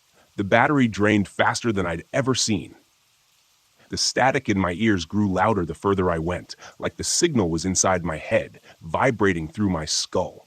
The numbers were back too, repeating over and over, etched into my mind. 1, 3, 7. By midday, I stumbled across something I hadn't expected. An old, dilapidated radio tower hidden deep in the woods. The metal was rusted, vines crawling up the sides, but it was still faintly humming with power. I climbed the tower, every step echoing in the stillness. My heart hammered in my chest. At the top, I found the source of the signal. A small glowing device pulsing with an eerie cold light. It didn't belong here. It wasn't part of the original tower. It was something else, something foreign. I reached out and touched it, and the static in my head exploded. The numbers, the clicking, the voices, it all crashed into me at once. An unbearable cacophony of sound.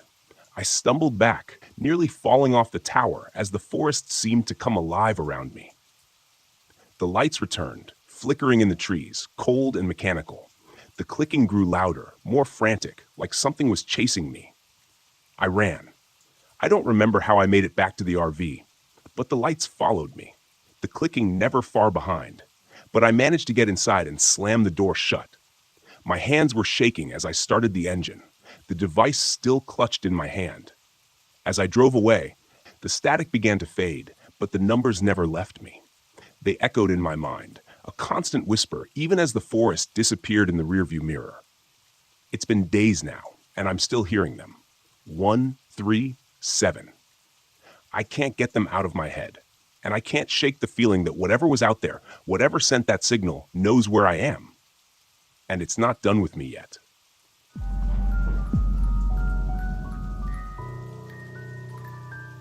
It wasn't my first job, and it sure as hell wasn't supposed to be my last, but something about that night didn't sit right from the beginning. Maybe it was the silence on the dispatch call, or the way the wind howled across the San Rafael desert, as if it knew something I didn't. I should have listened to that instinct, the one that makes your gut twist and your hands clench the steering wheel tighter than usual. But when the money's right, sometimes you take a job you wouldn't otherwise. The rig hummed beneath me as I barreled down I-70, heading west. The sky was bruised with the last light of day, purple streaks fading into a storm building on the horizon. I had a long way to go and no time to waste. They said the cargo was sensitive. He needed to be kept at exactly 20 degrees, and if I messed up, there'd be hell to pay. That wasn't what bothered me, though. What bothered me was not knowing what the hell I was hauling. When they don't tell you what's in the trailer, it's never good. My name's Roy Mallister. Bones to the few truckers who still know me on the road. 45 years old, and I've spent the last 20 behind the wheel. The road used to be a kind of escape for me, a way to outrun the things I didn't want to face. But that was before Carol passed, before I let everything else fall apart, including my relationship with my daughter Emily. Haven't talked to her in years, and I don't think about it much anymore. I'm good at avoiding things like that. But tonight, something felt different. The desert stretched out endlessly on either side of me. Just red rock and dry air as far as the eye could see. I hadn't seen another car in miles, which was fine by me. The last thing I needed was distractions. That is, until the dashboard flashed red and the trailer's cooling unit flickered for the first time. I muttered a curse, pulling the rig over onto the shoulder. I cut the engine, grabbed my flashlight, and climbed out into the gathering dusk. The wind hit me hard, dust swirling around my boots as I made my way to the back of the trailer. I could hear the cooling unit working and stuttering like it was trying to fight off some kind of malfunction. Fumbling with the latch, I yanked open the back door and was greeted with a gust of frigid air. It smelled wrong in there, like cold metal and something decayed, the kind of smell that sticks in your nose and won't leave. I shined my light into the back, trying to figure out what was causing the problem. That's when I heard it. A soft tapping. No, not tapping. Scratching. It was coming from the crate, a large wooden crate strapped down in the center of the trailer, covered in heavy chains. My heart started to pound in my chest, the kind of adrenaline spike that tells you to get the hell out of there. But my feet wouldn't move. I inched closer, flashlight trembling in my grip. The scratching got louder. The crate shifted just slightly, as though something inside was alive. "What the hell?" I whispered, backing away. I wasn't going to open it. Not in a million years. I slammed the trailer door shut and locked it tight, forcing myself to breathe slowly. Whatever was in that crate, I wasn't sticking around to find out. I was just supposed to get it from point A to point B, no questions asked. I climbed back into the cab, started the engine, and pulled back onto the road, telling myself I was imagining things. Maybe it was an animal, I thought. Some government experiment or something. None of it mattered. All I had to do was deliver the damn thing.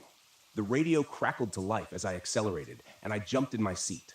Static. Then, through the fuzz, I heard something faint. A voice. A woman's voice. "Roy, why didn't you come back?" My heart stuttered. The voice sounded like Carol's. I smacked the side of the radio, trying to clear the signal, but the static only grew louder. The voice faded, replaced by an eerie, distorted country song, one I hadn't heard since she passed. It was one of her favorites. "No," I muttered, turning the radio off. This was just stress getting to me. The isolation, the weird cargo, and the fact that I hadn't slept in 2 days.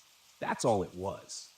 That's what I told myself as I sped down that endless stretch of highway. But the farther I drove, the worse it got. The storm hit an hour later, and with it came the figures. I thought they were just shadows at first, shapes in the mist thrown up by the desert sandstorm. but as the wind howled and the sand lashed against the windshield, I could swear I saw them. People walking along the roadside. No, not people. Ghosts. Old men in trucker caps, women in long, flowing dresses, their faces pale and hollow, their eyes dark as the night. I gripped the wheel tighter, trying not to look.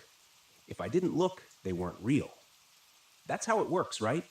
I blinked hard, forcing my eyes back on the road, but I couldn't shake the feeling that someone, something, was watching me, following me.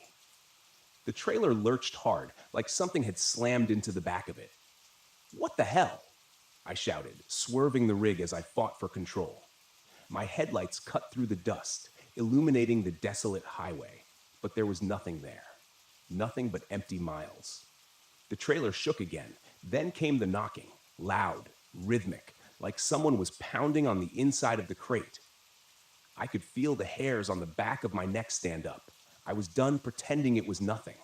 I was done lying to myself. I had to stop. I had to see what was in that crate. I pulled the rig to the side of the road again, hands trembling as I jumped out of the cab. The wind whipped sand into my face, stinging my eyes, but I didn't care. I grabbed a crowbar from the toolbox and made my way to the back of the trailer. The knocking hadn't stopped. It was louder now, more urgent. With a deep breath, I unlocked the trailer and threw the doors open. The cold hit me again, but this time it wasn't just the refrigeration. There was something wrong about it. The air inside was thick, oppressive, like it was pressing down on me. I raised the crowbar, jammed it under the lid of the crate, and pried it open. And then everything stopped. The wind, the knocking, even the pounding of my own heart. Inside the crate, nestled in layers of straw and old cloth, was something small. It looked like a statue, a human skull, but blackened with strange symbols carved into the bone. It seemed to pulse, like it was alive, like it was breathing in time with me. And then the whispers started. Not from the radio this time, but from the skull itself. Voices swirling in my head, speaking in languages I couldn't understand. But one voice stood out, one voice I knew, Roy. I stumbled back, my heart racing as the skull began to glow with a faint, sickly light. The voices grew louder, and the wind picked up again, howling around the trailer. I slammed the crate shut and bolted the door. I didn't care what they said. I didn't care what I'd seen. I was getting the hell out of there. I threw the crowbar into the cab, jumped behind the wheel, and floored it. The trailer lurched behind me as I tore down the highway faster than I'd ever driven in my life. The storm whipped around me, and through the swirling dust, I could see them again. The figures. They were closer now, standing on either side of the road, their eyes following me. Some of them looked familiar. Faces I'd seen on the road before. Long-dead truckers, friends. Then, as if the storm itself parted, I saw her. Carol, standing in the middle of the road, her white dress flowing in the wind, her eyes locked on mine. I jerked the wheel, swerving to avoid her, but the rig skidded off the road. The trailer jackknifed as it skidded across the desert sand. I barely managed to hang on as the truck groaned to a stop, tilted sideways in a ditch. Silence. I sat there for a long time, staring out into the empty desert, trying to breathe. The storm passed, but I knew it wasn't over. I reached for my phone. No signal. No way out. And then, just as the last light faded from the sky, I saw her again. Carol, walking slowly toward me. Her face pale and cold, her eyes filled with something I couldn't understand. "Roy," she whispered, her voice soft but clear in the stillness. "It's time to come home." I didn't run. I didn't scream. I just sat there, waiting as the darkness closed in around me.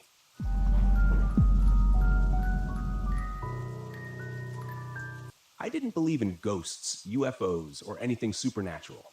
I spent most of my career chasing down so-called paranormal phenomena and explaining them with cold, hard facts. That was my job, turning superstition into science, myths into measurable data. The Brown Mountain Lights? They were just another mystery waiting for a rational explanation. That's what I told myself as I drove my RV up the winding roads of Pisgah National Forest. The thick trees closed in on either side. The air was crisp, and autumn leaves scattered across the path. There was a quiet stillness that made the world feel far away. I should have felt calm, excited even. But as the sun began to sink behind the distant ridges, leaving the forest bathed in shadow, I felt something else. Tension. Shaking it off, I parked the RV at the remote campsite I'd scouted. This was supposed to be a solo trip, a few days to get up close and personal with the Brown Mountain lights, interview locals, take readings, and prove once and for all that the lights were nothing more than atmospheric conditions or optical illusions. I had all the gear I'd need: high-resolution cameras, thermal scanners, EMF detectors, the works. I wasn't expecting to find anything supernatural, just an anomaly. And anomalies had explanations. But the moment I stepped out of the RV, a chill ran through me. The trees rustled softly, as if whispering some secret I wasn't meant to hear. Focus, I muttered to myself, dragging my gear out and setting up the cameras, angling them toward Brown Mountain Ridge. I had a perfect view of the ridge from my campsite, miles away, but clear in the distance. That's where the lights were supposed to appear. By the time I was fully settled in, I was sitting outside the RV, bundled in a jacket, sipping coffee, and staring out into the dark, waiting. The forest was eerily silent. No birds, no wind, nothing. Just stillness. Then, around midnight, I saw them. At first, they were faint, flickering, small orbs of light hovering just above the ridge. I squinted, adjusting the focus on my binoculars. There they were. Three lights bobbing in the air like they were floating on an invisible current. I grabbed my camera, flipping the switch to start recording, but nothing happened. The lens stayed black. The screen dead. What the hell? I muttered, fiddling with the buttons. Fully charged and brand new, the camera shouldn't have malfunctioned. I checked the battery, clicked it back into place, and tried again. Still nothing. Frustration surged through me. This was exactly what I'd come here for. The lights, right there in front of me, and I couldn't even capture them. I stood up, grabbing my thermal scanner, but when I flipped it on, the screen flickered, then went dark. "Come on," I whispered, trying to stay calm. The gear wasn't cheap, and none of it should have been failing, but it was, piece by piece. The lights danced on the ridge, growing brighter, closer. My heart raced. I wasn't scared, I told myself. I was just annoyed. The logical part of my brain struggled to make sense of it. Maybe the electronics were glitching because of interference. Some kind of electromagnetic field or something. I took a deep breath, trying to settle my nerves. But the lights, those strange pulsing orbs, kept moving, almost as if they were drifting toward me. The air turned cold, so cold that I could see my breath misting in front of my face. A thin layer of frost started forming on the ground, on the RV windows, on my gear. I pulled my jacket tighter around me, my hands beginning to stiffen in the chill. It didn't make sense. The weather forecast had called for a cool night, but nothing like this. I checked my phone's temperature app. 30 degrees? Impossible. I glanced at my surroundings, feeling the silence close in around me. Then I noticed the lights were no longer on the ridge. They were much closer now, floating just above the treetops, flickering like distant fireflies, but larger. Too large.